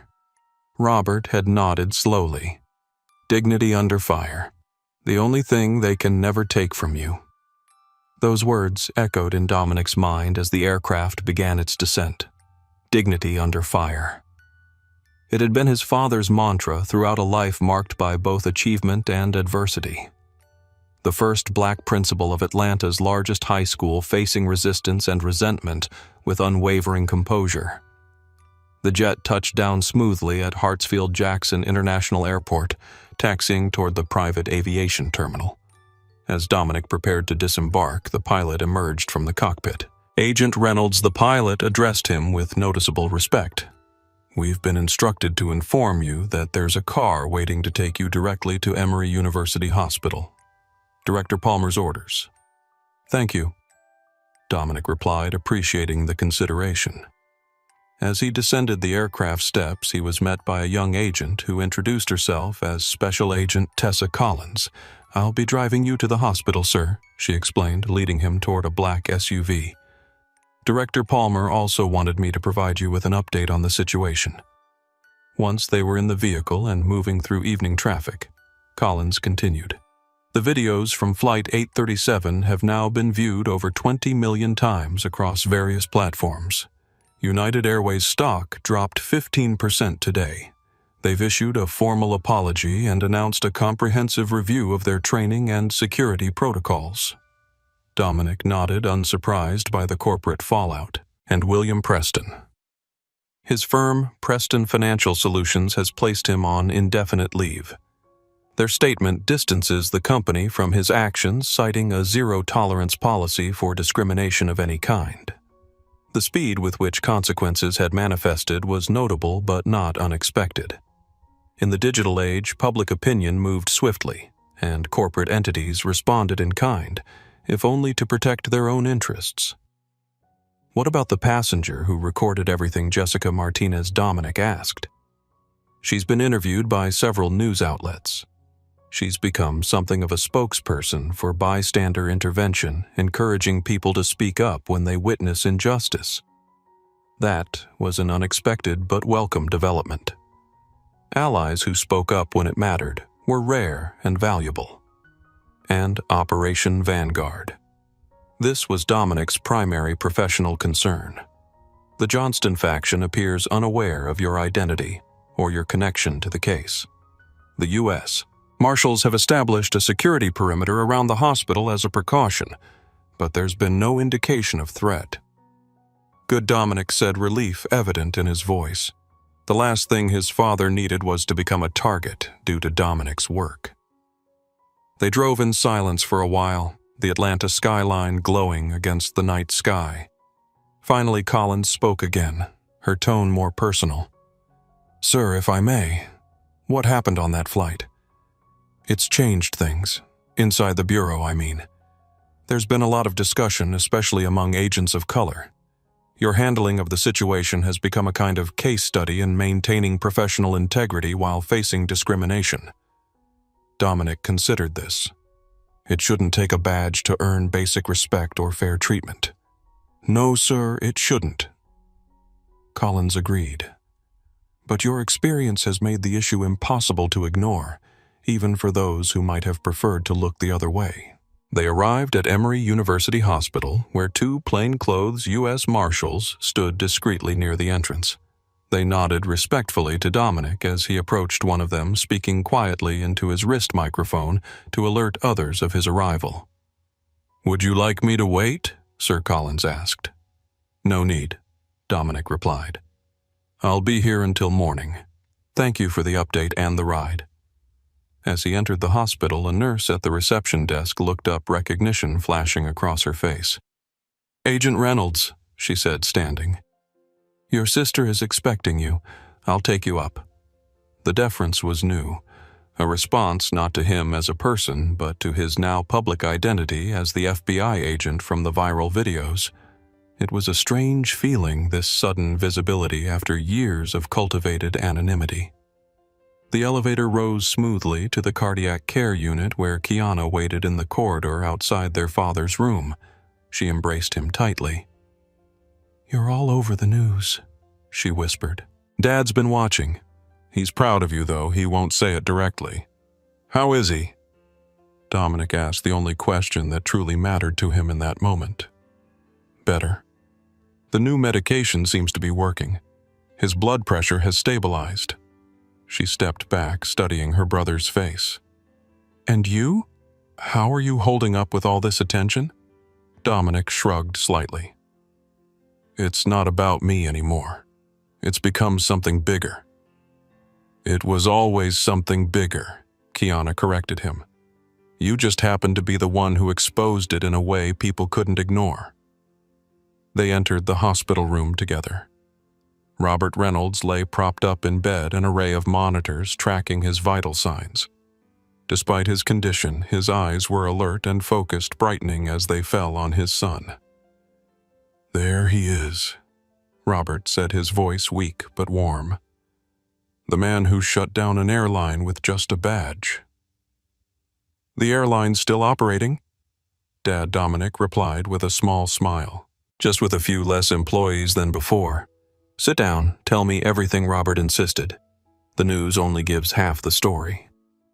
As Dominic settled into the chair beside his father's bed, he felt the weight of the past 2 days begin to lift. Here in this quiet room with the two people who knew him best, he wasn't Agent Reynolds of the viral video, or the catalyst for a national conversation about profiling. He was simply a son, a brother, a man returning to the foundation that had shaped his character and principles. The journey that had begun on United Airways Flight 837 would continue long after this moment, rippling through policies, practices, and public consciousness. But for now, Dominic was exactly where he needed to be, not fighting injustice or confronting perpetrators, but simply being present for the man who had taught him the meaning of dignity under fire. The most important journey, after all, had never been about reaching Atlanta. It had been about honoring the values that had guided him there through turbulence, both literal and metaphorical, toward a truth that could no longer be denied. 3 days after the incident on United Airways Flight 837, Dominic sat beside his father's hospital bed, a tablet in hand, scrolling through the cascade of developments that had followed his removal from the aircraft. Robert Reynolds was recovering steadily, his condition upgraded from critical to stable, allowing Dominic to divide his attention between family care and professional aftermath. "Look at this," Dominic said, turning the tablet so his father could see the screen. United Airways CEO Thomas Miller just announced a comprehensive overhaul of their training protocols and security procedures. Robert adjusted his glasses to read the statement. "What occurred on Flight 837 represents a profound failure of our values and standards. We are implementing immediate changes to ensure such discrimination never again occurs on our aircraft." Words, Robert commented skeptically. "Companies are good at words when the cameras are rolling." "There's more," Dominic continued. "They've appointed an independent oversight committee to review all passenger removal incidents from the past 5 years, specifically looking for patterns of bias. And they've committed to publishing the findings along with concrete steps for reform." Robert raised an eyebrow, impressed, despite his skepticism. "That's more substantial. Public accountability makes a difference." The hospital room television, muted but visible from the bed, showed a news anchor speaking earnestly, the chyron below, reading FBI agent profiled congressional hearings scheduled. Video footage of the Charlotte airport played beside her, showing Dominic being escorted by security officers. "You're famous now," Robert observed dryly. "How's that working out for Operation Vanguard?" Dominic set down the tablet with a sigh. "It's complicated. My testimony has been restructured. Video deposition instead of in-person appearance. Additional security protocols. The trial proceeds next week, but my role in it has changed significantly. And the Johnston faction. No indication they've identified me yet, but the Bureau isn't taking chances. Hence the U.S. Marshals outside your door." Robert nodded thoughtfully. a small price to pay for the changes this incident might bring about. That's what Director Palmer said. Dominic agreed.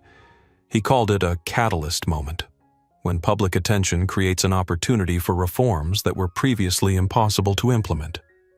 Their conversation was interrupted by a knock at the door. Kiana entered carrying a tray of coffee cups. "You two solving the world's problems again?"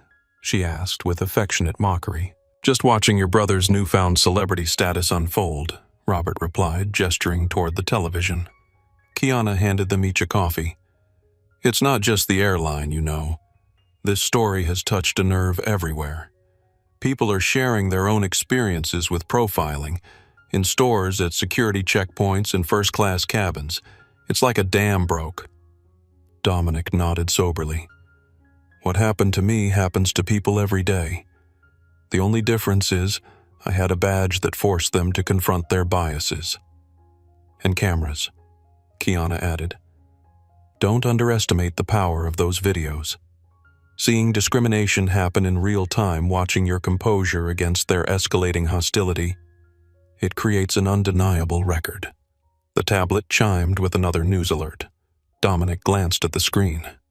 William Preston's firm has officially terminated his employment. Their statement cites conduct incompatible with our core values and announces a company-wide initiative on unconscious bias training.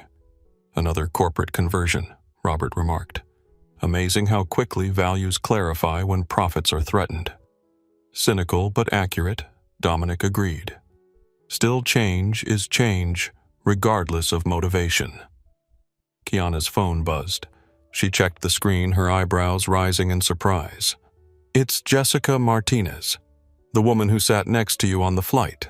She's asking if you'd be willing to participate in a panel discussion she's organizing on bystander intervention and accountability." "How did she get your number?" Dominic asked. "Through Agent Ramirez, apparently. The FBI seems to be encouraging this connection." Dominic considered the request.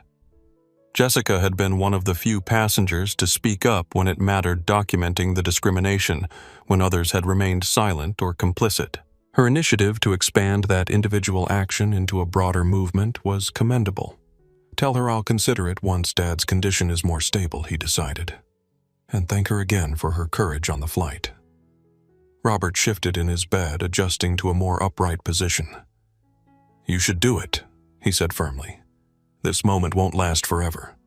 The public's attention will shift to the next crisis, the next scandal. The time to push for real change is now, while people are still listening." Dominic recognized the familiar determination in his father's voice, the same tone that had pushed for integration of faculty housing at his high school in the 1970s, that had demanded curriculum reforms in the 1980s, that had never stopped believing in the possibility of progress, however incremental. "You're right," Dominic acknowledged. "As always." The tablet chimed again with another news alert. "Airport security officers fired. Civil rights investigation launched." "Officers Riggs and Anderson?" Kiana asked.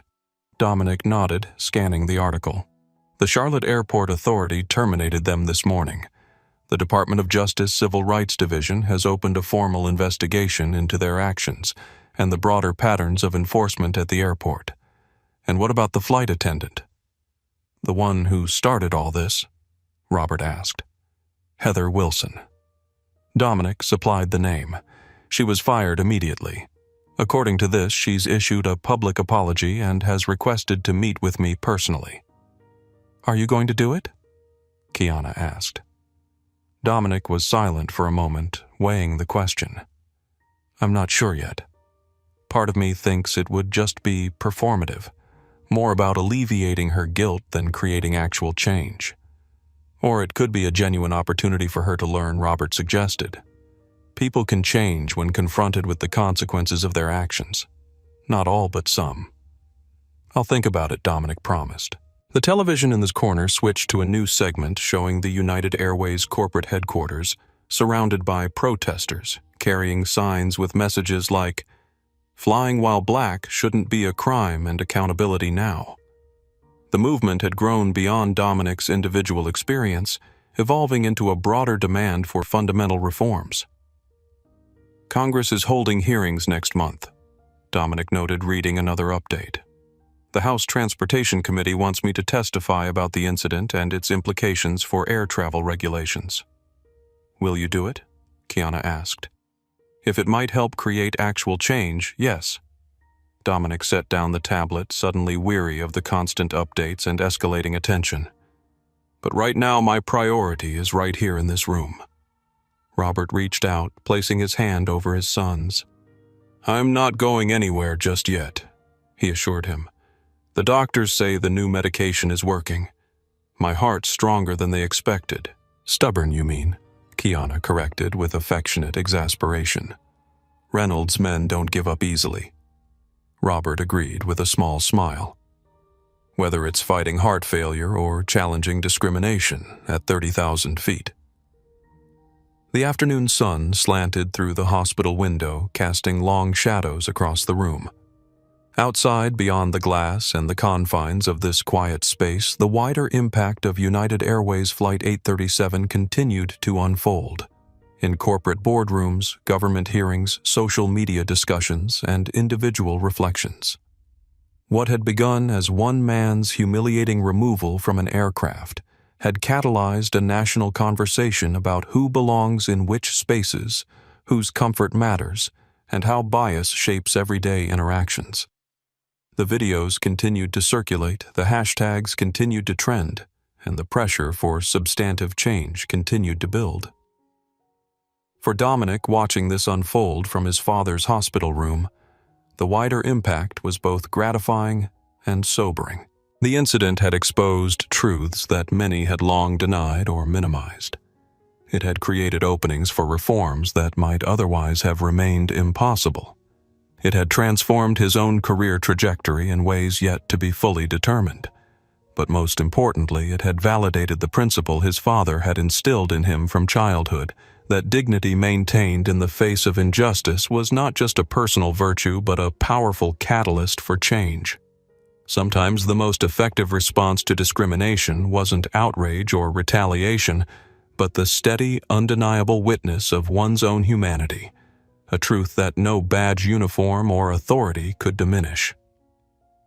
As the day's light faded into evening, Dominic remained beside his father, their conversation shifting from the public aftermath to family matters, personal memories, and quiet reflections.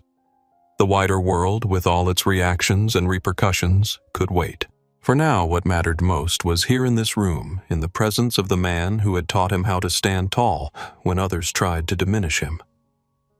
The journey that had begun on United Airways Flight 837 was far from over, its ultimate destination still unknown. But in this moment of pause and connection, Dominic found renewed clarity about the path forward, not just for himself, but for all those who would benefit from the changes his experience might help bring about.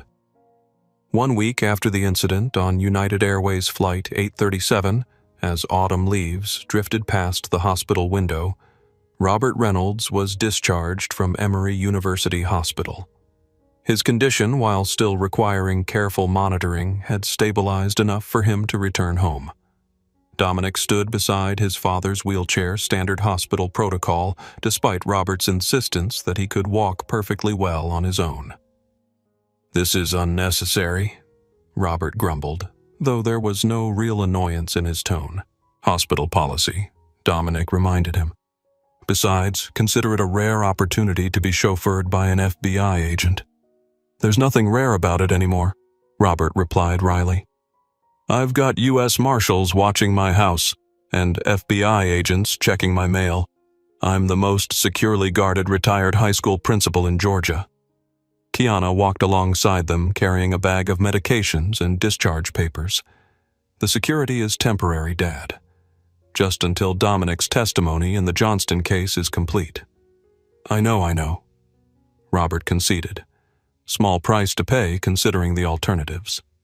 They reached the hospital exit where a black SUV waited, a plainclothes U.S. Marshal standing beside it. The Marshal nodded respectfully as they approached. "Mr. Reynolds," he greeted Robert. "Agent Reynolds, Ms. Reynolds, everything's secure." As they helped Robert into the vehicle, Dominic noticed a small group of reporters gathered at the edge of the hospital property, cameras raised as they recognized him. The United Airways incident remained front-page news, with public interest intensifying rather than diminishing as new details emerged. "Your fan club is here," Robert noted as Dominic slid into the seat beside him. "Not my choice," Dominic replied, signaling to the marshal to drive. The SUV pulled away from the hospital, leaving the reporters behind. As they traveled through Atlanta toward Robert's home in the historic West End neighborhood, the three Reynolds sat in comfortable silence, each processing the events of the past week in their own way. Finally, Robert spoke. "I watched all the videos, you know. Every angle, every moment. Kiana showed them to me." Dominic glanced at his sister, who shrugged unapologetically. He insisted she said. "I wanted to see exactly what happened," Robert continued. "Wanted to see how my son handled himself when faced with the same garbage I've dealt with my whole life." There was something in his father's tone, a note of assessment that made Dominic straighten slightly as he had as a boy when Robert was about to deliver an important lesson or evaluation. And Dominic asked. A smile spread slowly across Robert's face. Not the polite, measured smile he showed to the world, but the full, genuine expression of pride he reserved for his children's greatest achievements. "You did good, son. Real good. You stood your ground without losing your dignity. You let them reveal themselves without stooping to their level. You used the power you had not just for yourself, but to expose a truth that might help others." The words washed over Dominic like a blessing settling deep in places that even his professional accomplishments had never quite reached. His father's approval had always mattered more than any commendation or recognition the Bureau could offer. "I had a good teacher," Dominic said simply. Robert nodded, acknowledging the tribute. "You remember what I told you when you were 12? After that security guard followed us through Macy's." "I remember," Dominic confirmed. It had been one of those formative moments, watching his father dignified in a well-pressed suit being treated like a potential thief while white shoppers browsed unbothered. "You said dignity isn't what others grant you. It's what you maintain despite how they treat you." "That's right," Robert agreed. But there was a second part to that lesson, one I maybe didn't emphasize enough. Dignity maintained isn't just a personal victory. It's a powerful witness. It forces others to see their own behavior reflected back at them, stripped of justification or excuse. The SUV turned onto Roberts Street, a tree-lined avenue of historic homes that had once been the center of Atlanta's black professional community. The marshal checked mirrors and sightlines with professional vigilance before pulling into the driveway of Robert's Victorian-style house, where another security detail waited discreetly. As they helped Robert from the vehicle, he continued his thought. "What you did on that plane, maintaining your composure while they showed themselves for who they are, that wasn't just about protecting yourself. It created a record that no one can deny or explain away. That's the real power of dignity under fire." Inside the house, with its familiar scents and sounds, the atmosphere relaxed noticeably. Robert settled into his favorite armchair in the living room, while Kiana went to prepare lunch and the security personnel established their positions outside. Dominic sat across from his father, considering his words. "The Bureau wants me to become the face of their new initiative on transportation security reform," he said after a moment. "Director Palmer believes my experience could drive meaningful changes in training and protocols." "And how do you feel about that?" Robert asked. "Conflicted," Dominic admitted. "On one hand, it's an opportunity to create real change in a system that affects thousands of people every day. On the other hand, you didn't ask to become a symbol or a cause." Robert completed the thought. "You were just trying to get home to your family." "Exactly." Robert studied his son thoughtfully. "You know, when I became the first black principal at Westwood High, I faced a similar choice. I could either be just a principal, Focus on my job, avoid controversy, keep my head down.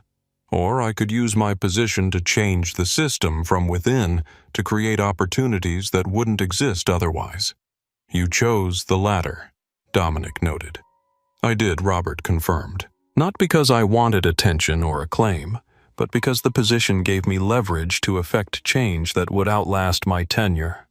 Sometimes the platform we're given, whether we sought it or not, comes with a responsibility to use it well.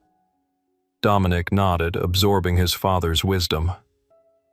Jessica Martinez, the woman who sat next to me on the flight and recorded everything. She started an organization focused on bystander intervention, teaching people how to speak up when they witness discrimination. She's asked me to be involved. Smart woman, Robert commented. Identified the real problem, not just the perpetrators but the silent witnesses who enable them. I'm considering accepting her invitation, Dominic said. Once the Johnston case is complete and the security concerns are resolved. Robert smiled approvingly. Good.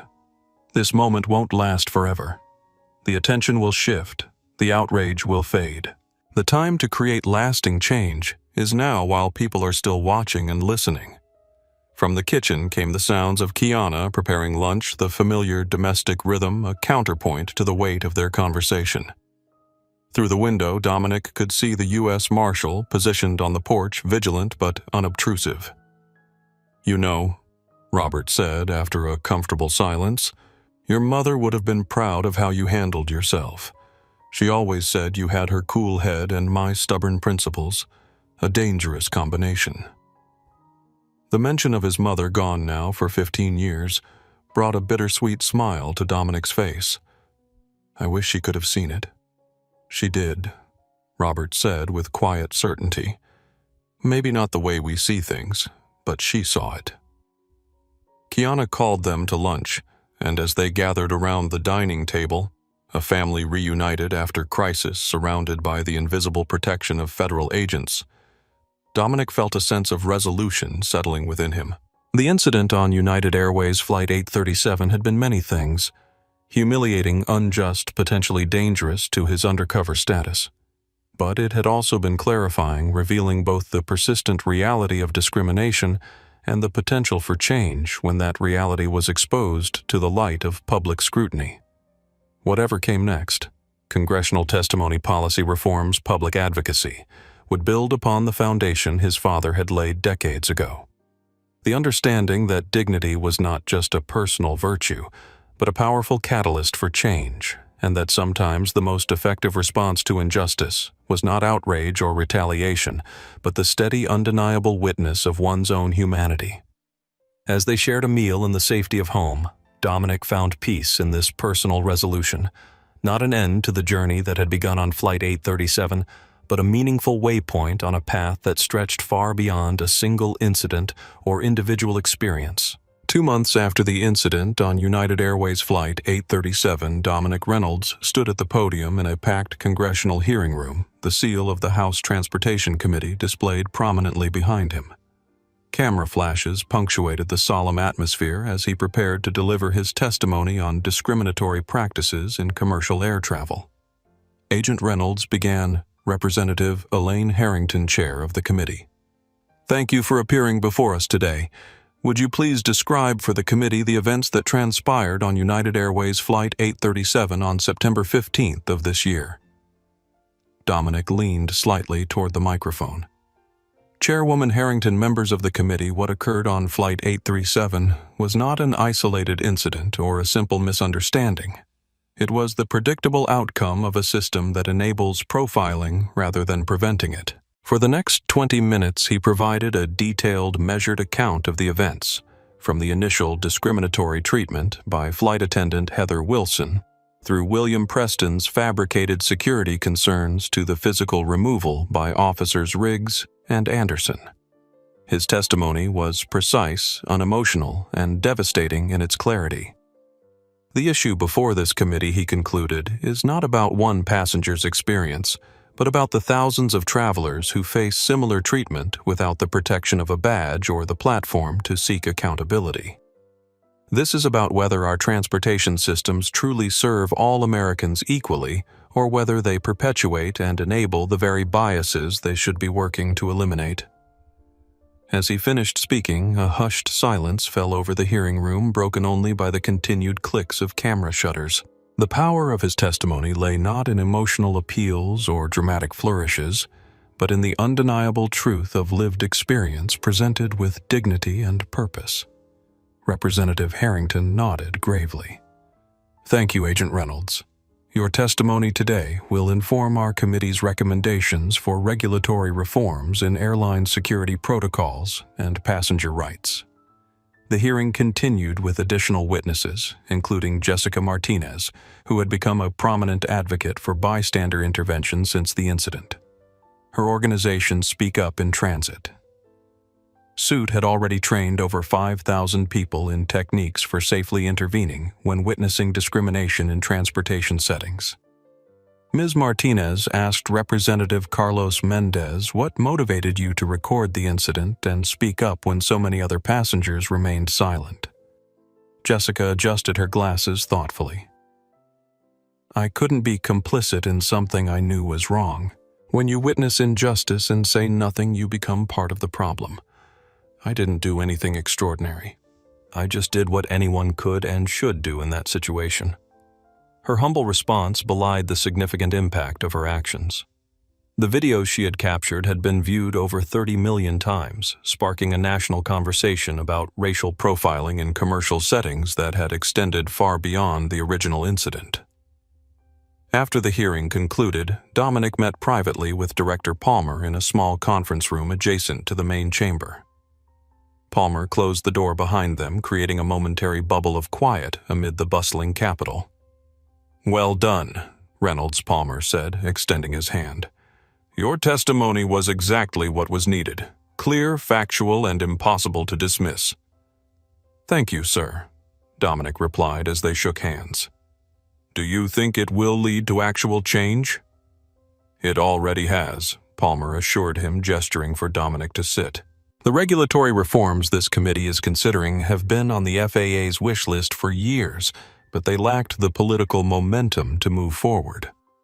Your experience, and more importantly, the irrefutable documentation of it, created that momentum." Dominic nodded, recognizing the truth in Palmer's assessment. "And the Operation Vanguard case. Any update closed successfully?" Palmer reported with satisfaction. "Your video deposition was compelling.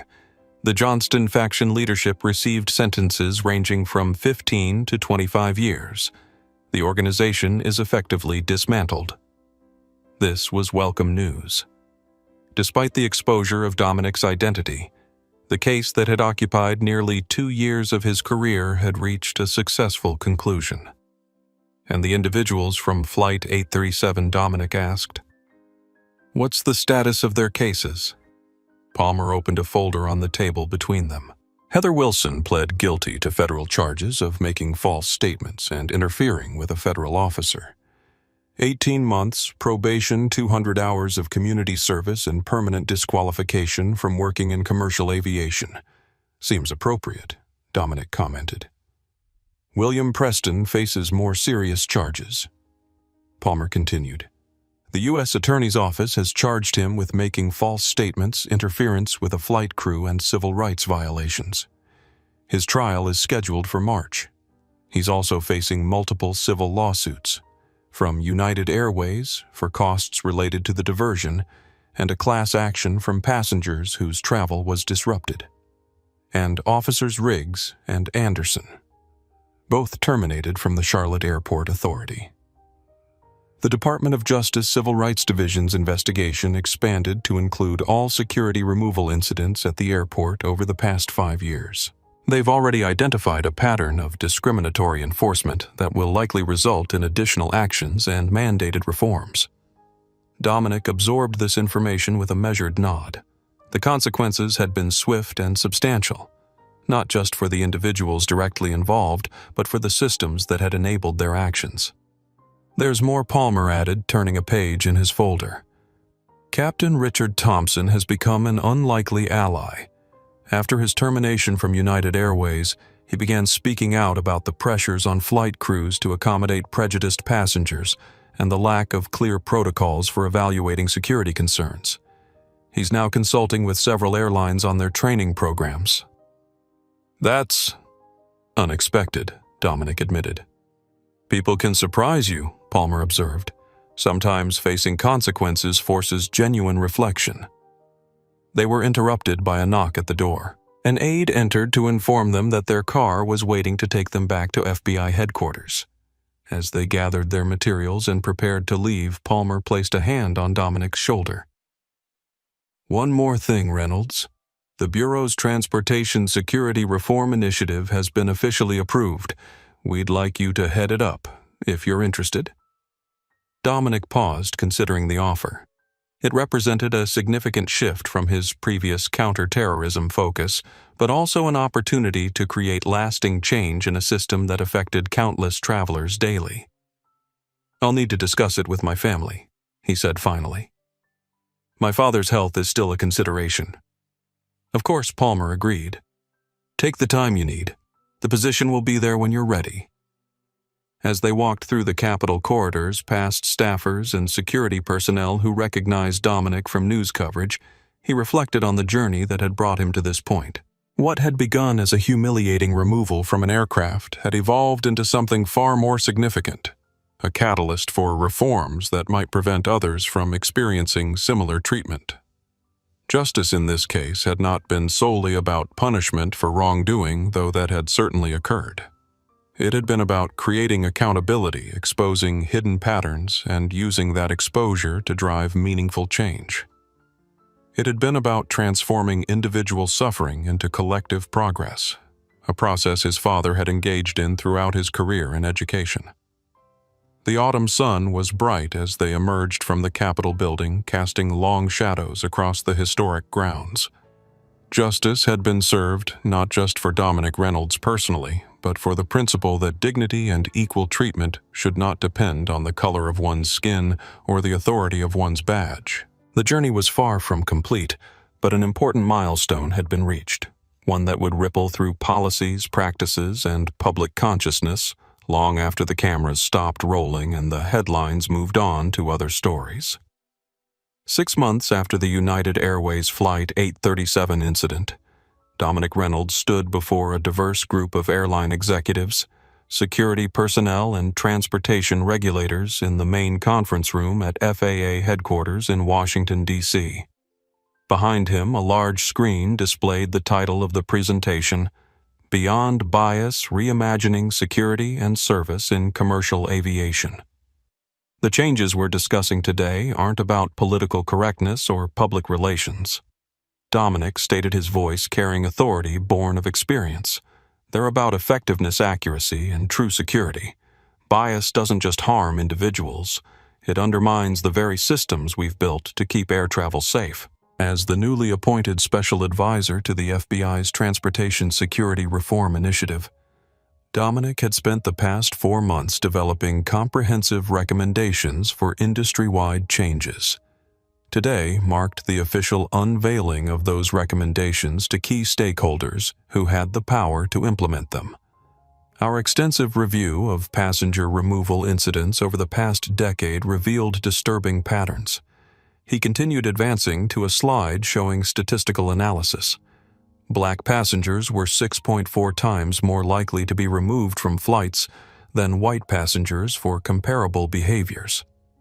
Middle Eastern and South Asian passengers faced similar disparities, particularly after being flagged for suspicious behavior that upon review consisted of nothing more than speaking their native language or wearing traditional religious attire. The data was compelling and irrefutable. Many in the audience shifted uncomfortably in their seats, confronted with evidence that could not be dismissed as anecdotal or isolated. These patterns don't just harm innocent travelers, Dominic emphasized. They actively undermine security by focusing resources on false positives while potentially missing genuine threats. Bias isn't just unfair. It's inefficient and dangerous. He advanced to the next slide, which outlined the key recommendations, standardized evidence-based criteria for security interventions, multi-level verification protocols before passenger removal, mandatory documentation of all security-related incidents, independent review of removal patterns with quarterly public reporting, comprehensive training on objective threat assessment, clear accountability mechanisms for unjustified removals. These recommendations have been developed in consultation with security experts, civil rights attorneys, behavioral scientists, and, most importantly, the passengers who have been directly affected by discriminatory practices, Dominic explained. They represent not just best practices, but necessary steps to ensure our aviation system truly serves and protects all travelers equally. As the formal presentation concluded and the room broke into discussion groups, Dominic stepped aside, observing the industry leaders as they engaged with the material. Thomas Miller, the United Airways CEO who had overseen the company's response to the Flight 837 incident, approached him. Agent Reynolds Miller greeted him, extending his hand. United has already implemented several of these recommendations, but I see we have more work to do. It's an ongoing process, Dominic acknowledged as they shook hands.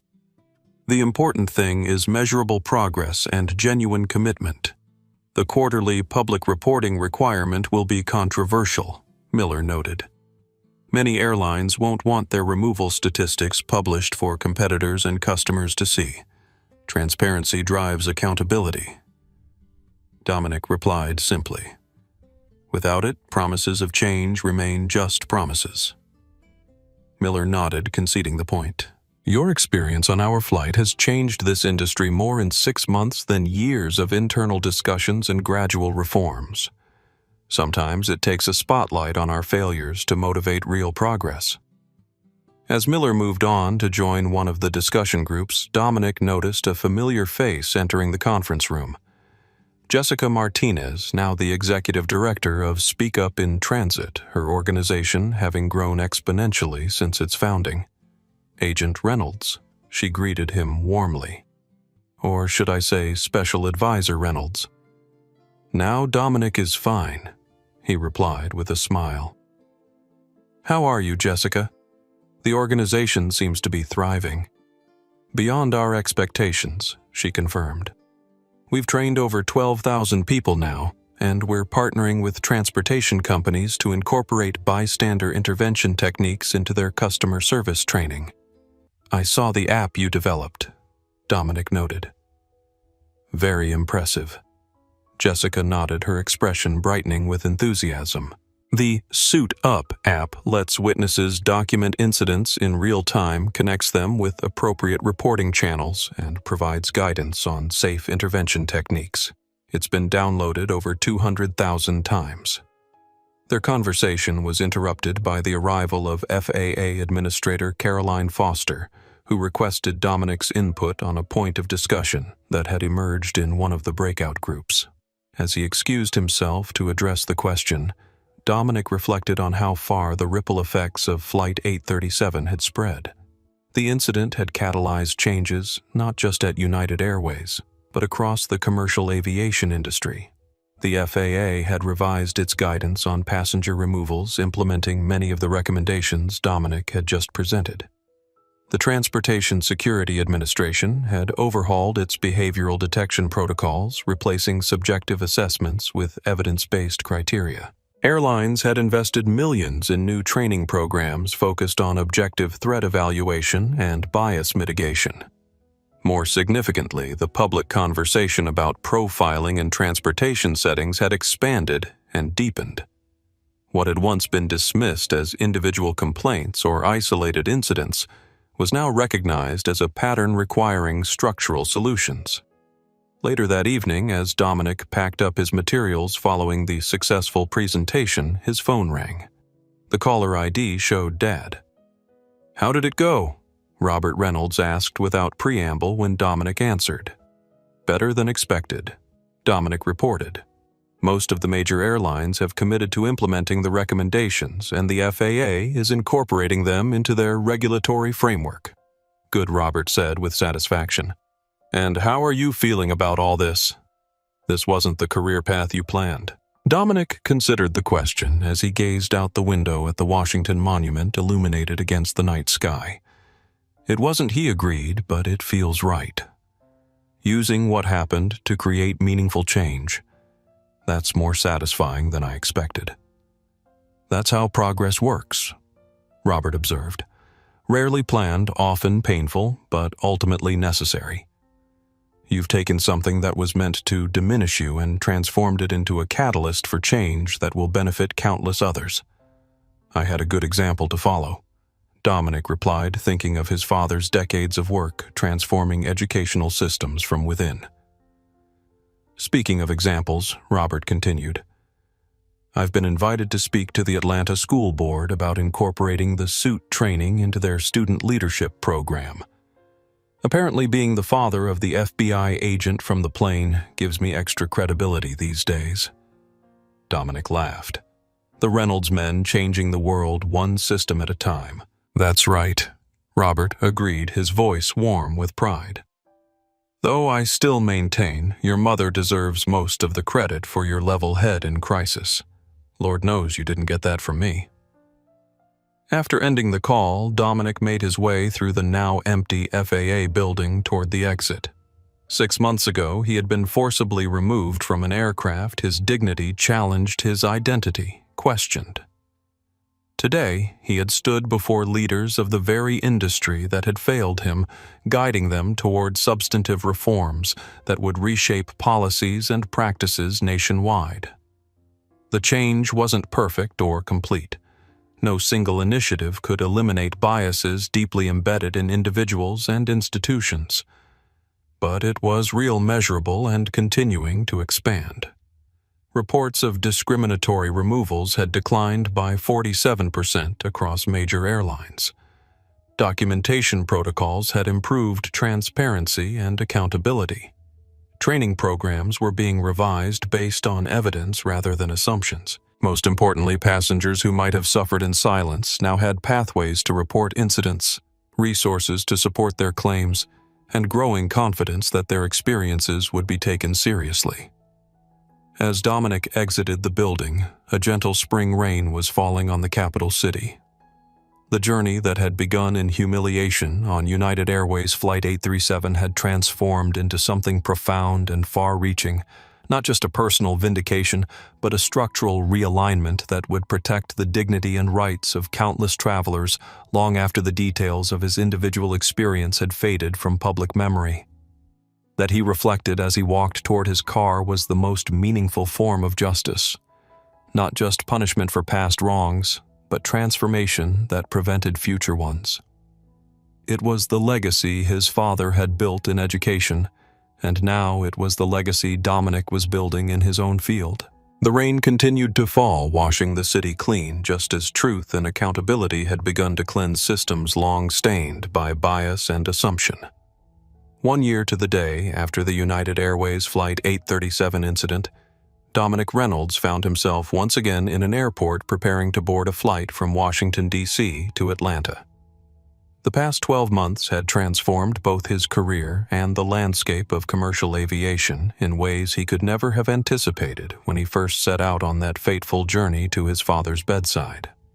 As special advisor to the FBI's Transportation Security Reform Initiative, he had divided his time between Washington and Atlanta, balancing his new responsibilities with regular visits to his father, whose health had stabilized but still required careful monitoring. Today's trip was special. Not just a routine visit home, but a celebration of Robert Reynolds' 71st birthday, a milestone that had seemed uncertain in the dark days following his hospitalization. Dominic approached the gate for his flight, aware of the subtle glances of recognition from fellow travelers and airline staff. Though the media frenzy had eventually subsided, his face remained familiar to many, particularly within airports and among those who had followed the reforms his experience had sparked. "Good afternoon, Mr. Reynolds." The gate agent greeted him with professional courtesy. "We're beginning boarding shortly. You've been upgraded to first-class seat 2A. "Thank you," Dominic replied, accepting the new boarding pass. The upgrade wasn't surprising. Airlines had become notably attentive to his travel experiences over the past year, though he had never requested or expected special treatment. He viewed it not as a personal perk, but as a visible symbol of the industry's commitment to change, however motivated that commitment might be. As he waited for boarding to begin, Dominic reflected on the remarkable journey of the past 12 months. The congressional hearings had led to formal regulatory changes, with the FAA implementing new protocols for passenger removals and security interventions. United Airways had undergone a comprehensive overhaul of its training and security procedures, becoming an unexpected leader in anti-bias initiatives across the industry. William Preston had ultimately pled guilty to federal charges, receiving 2 years probation, a substantial fine, and mandatory community service. More significantly, his experience had prompted him to reassess his own biases and assumptions, leading to a surprising second act as a speaker on corporate ethics and unconscious bias, a transformation that Dominic viewed with cautious optimism. Heather Wilson had reached out several months after the incident, requesting a meeting that Dominic had eventually agreed to. Their conversation had been difficult but necessary, with Wilson taking full responsibility for her actions without excuse or deflection. She had since become involved with Jessica Martinez's Speak Up in Transit organization, sharing her perspective as someone who had participated in discriminatory practices and now worked to prevent them. The boarding announcement interrupted Dominic's reflections. He gathered his carry-on bag and joined the line, moving efficiently through the process and settling into Seat 2A, the very seat designation that had been the site of so much contention on Flight 837. As other passengers boarded, Dominic noticed a flight attendant approaching, a young black woman with a professional demeanor and a name tag that read Alicia. Agent Reynolds, she greeted him quietly. "It's an honor to have you on our flight today. Your work has changed things for the better. Not just for passengers, but for crew members like me, too." The simple acknowledgement carried weight beyond its words.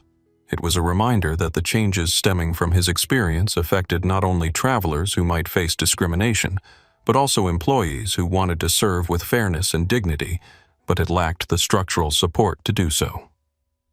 "Thank you," Dominic replied. "That means a lot." As the aircraft prepared for departure, Dominic's phone buzzed with a text from his sister. "Cake is ready. Dad's pretending he doesn't want to fuss, but he's changed his shirt 3 times. Safe flight."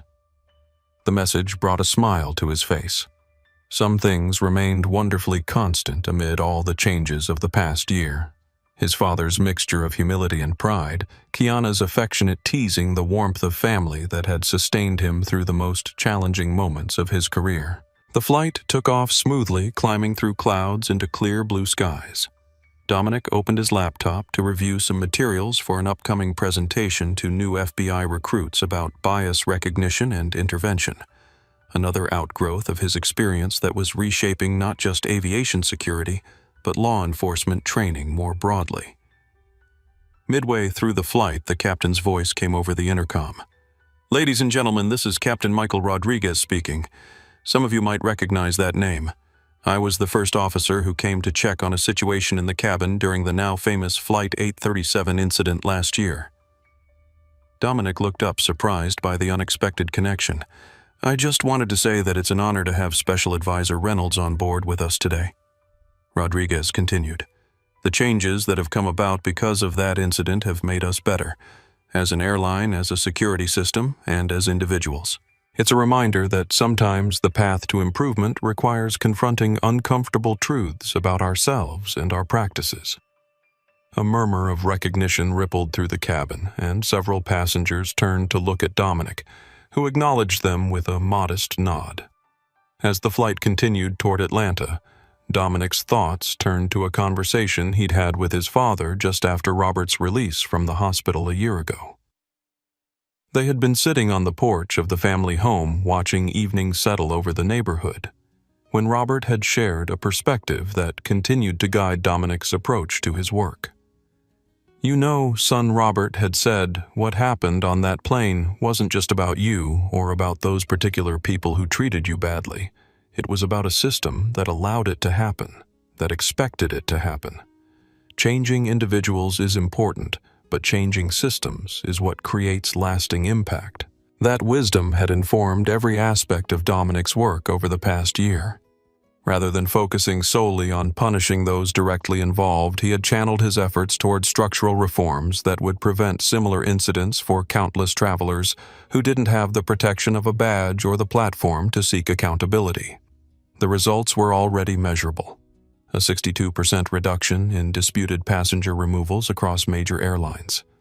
Standardized documentation protocols that created transparency and accountability training programs that emphasized objective threat assessment rather than subjective perceptions.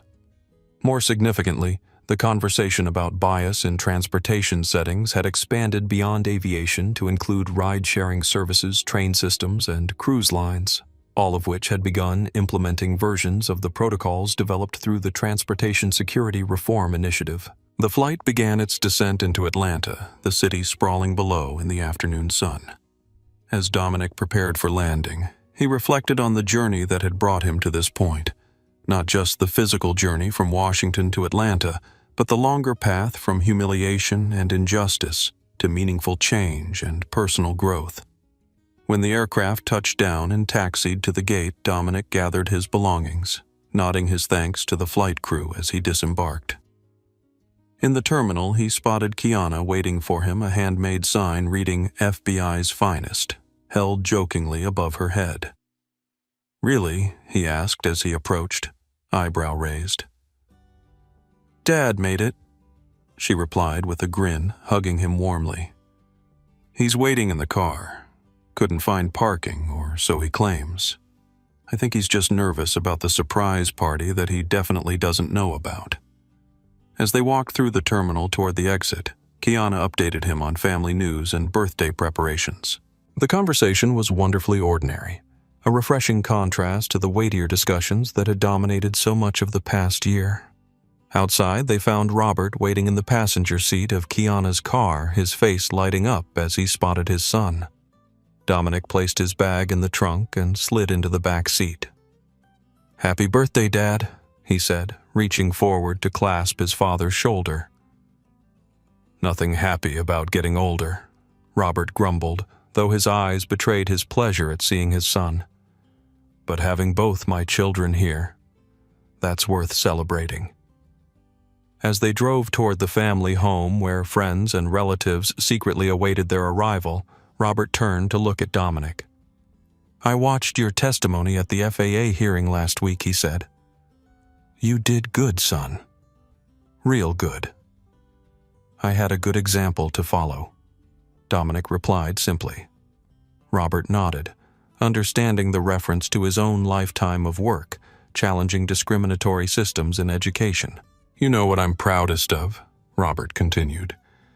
"Not just that you stood up for yourself when it mattered, but that you turned a moment of personal injustice into something bigger, something that benefits people you'll never even meet."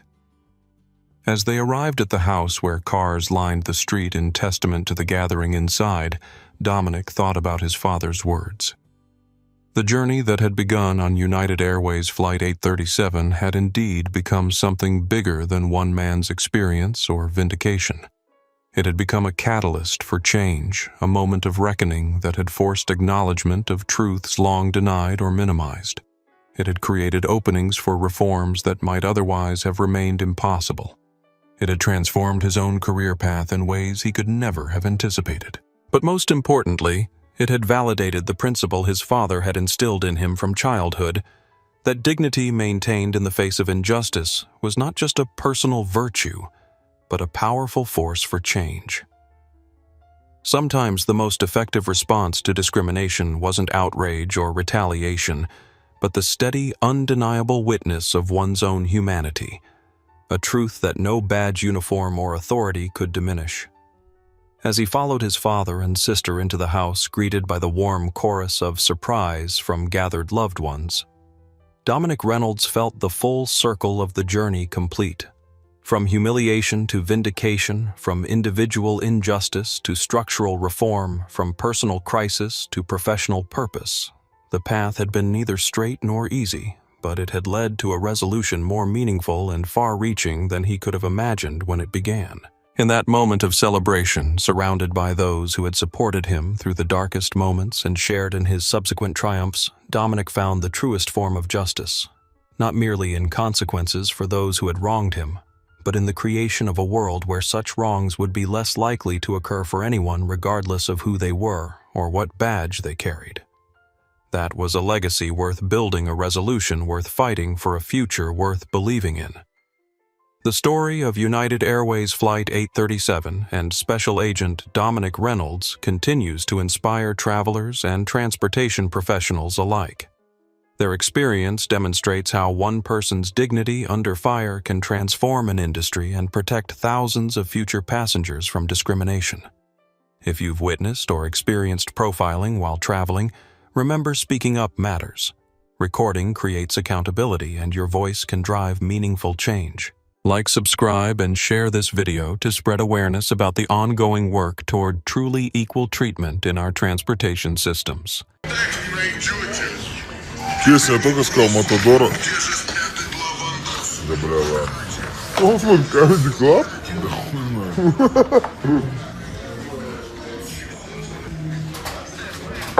Сэм, напишите, мне телефон сел.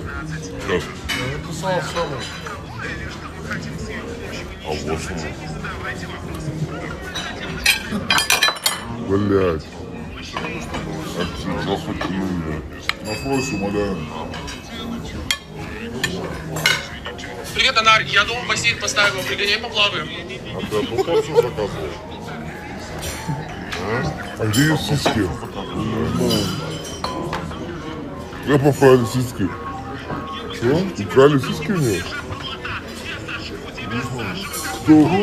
Кто украл сиськи Фроси?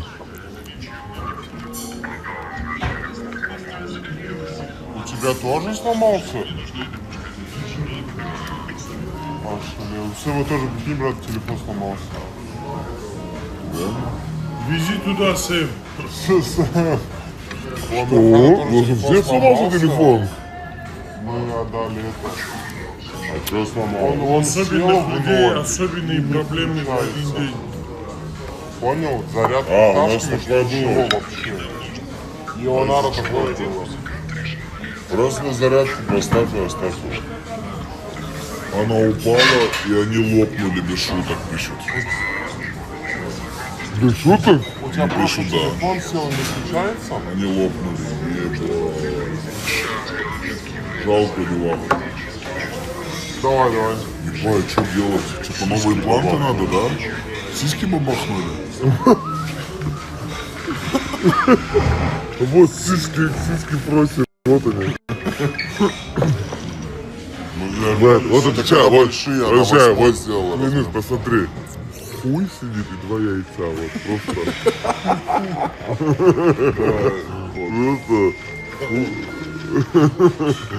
Идиот. Пока не знаю, пока пауза.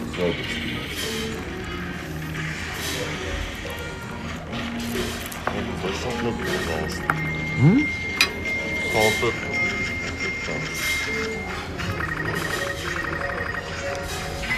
Не была что-то было? Тебя разбанили.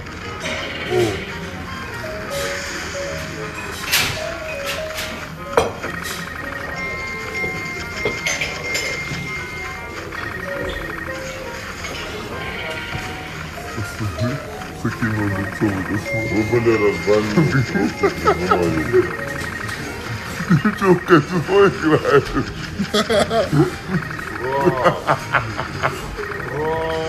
Звуки.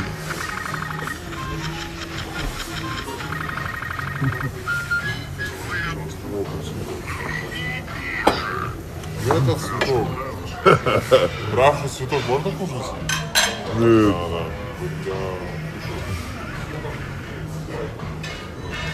Попробуйте, вкусно очень, реально. Меня разбанили в трибуне Юг. Так кто тебя забанил? Не сказали мне. Это я его забанил. А я забанил у Равшана или нет? Интересно. Я тебе писал уже. Как-то один раз, я помню, выходил Ашан Джунпаев. Чат нужно? Да, не, я не забанишь, вступить в группу. Да, Лиза, кто его забанил? А? Не умазывай меня, идиотка. Там логи 2 дня хранятся, а все не узнаешь, реально. Очень вкусно, брат. Добавки сделаем? Не-не-не. Брат, нормально у тебя чатерша? Да, у меня там много чатерш красивых, да. Куда-то сразу заебали моих чатерш. У меня есть проблема в трибуне. Чатерш много у меня девочек, но их быстро разбирают.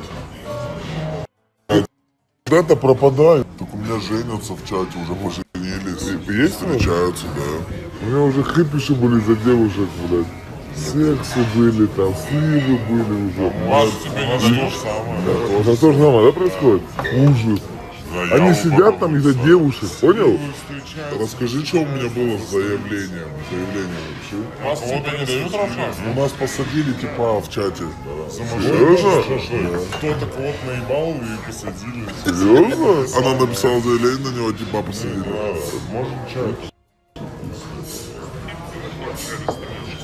Там кто-то кого-то шпилил и потом это в чат слил. Мацура, ты что, всех девочек забанил? Сейчас я заберу тебя модурку, тупорылое животное. Не баньте девочек вообще никогда. Там у вас в чате Юра ПЗР пишет, да? Юра это наш, это мой кент. Понял, я его знаю со школы. А, ну просто написали тут в чате. Всех девушек Саня Хакер забирает, черт галимый. Пишут. Береза там тоже шумит. Береза вообще в полиции работает. Что за береза? Пацан в чате. У нас тоже есть. Она раз в пчелках кинули. В пчелках кинули меня. Что это модерский ТГ. Пчелка. Она Арчил, чуваш топ, стример России. Да хватит вымазывать меня, алло. Я не могу, я хочу вымазать тебя спермой.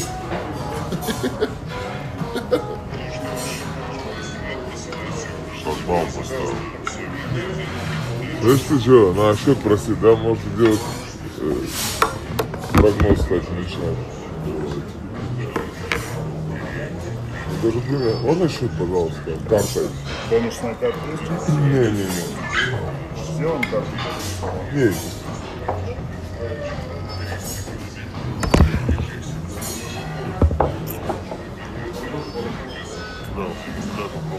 Я даже не знаю примерно, сколько это может выйти.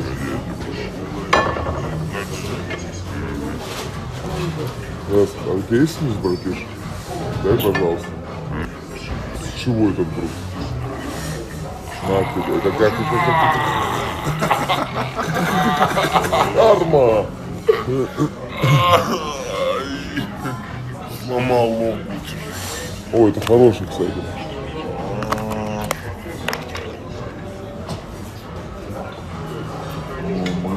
В центре уже. Да, сейчас дед мой приедет, скоро через час, думаю. Давай фонару на 10 секунд в челку. Телефон сел. Чё? Добавить тебя в челку я не могу, у меня телефон сел, я бы добавил. Челка модер сел, понял? Я понял. Твоя У меня модерская группа называется «Гондоны». Ну, знаешь, что, мне нравится, что в этой группе я захожу, чтобы новости узнать. Самый первый, они все кидают, понял? Я к ним захожу, чекаю все. Сколько там человек? Кто что напиздел, кто что сказал, чтобы все не искать потом по другим группам новости. Сколько там человек? Ти пишет счет 17385. А счет 17371. 17371 счет. Это и есть пчелка. Пчелка это твоя именно, да, модерская? Или все модеры? Не, изначально создал для виперов свойств. Мы его подобавляли, короче, близкий круг окружения модеров виперов. Там не все прям модеры виперы.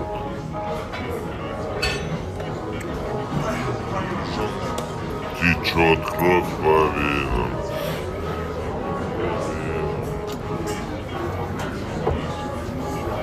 Пылиться зачем, брат? А что за слоняры? Не знаю. Все, пацан, 17 371.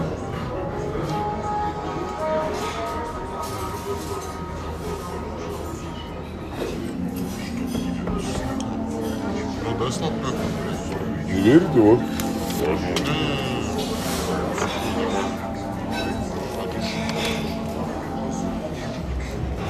Чаевые не даете, что ли, пацаны?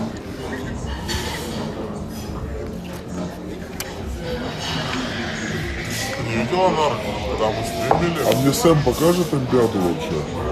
Когда мы стримили и маки кушали, мы взяли QR-код стола, вывели, понял, на стрим.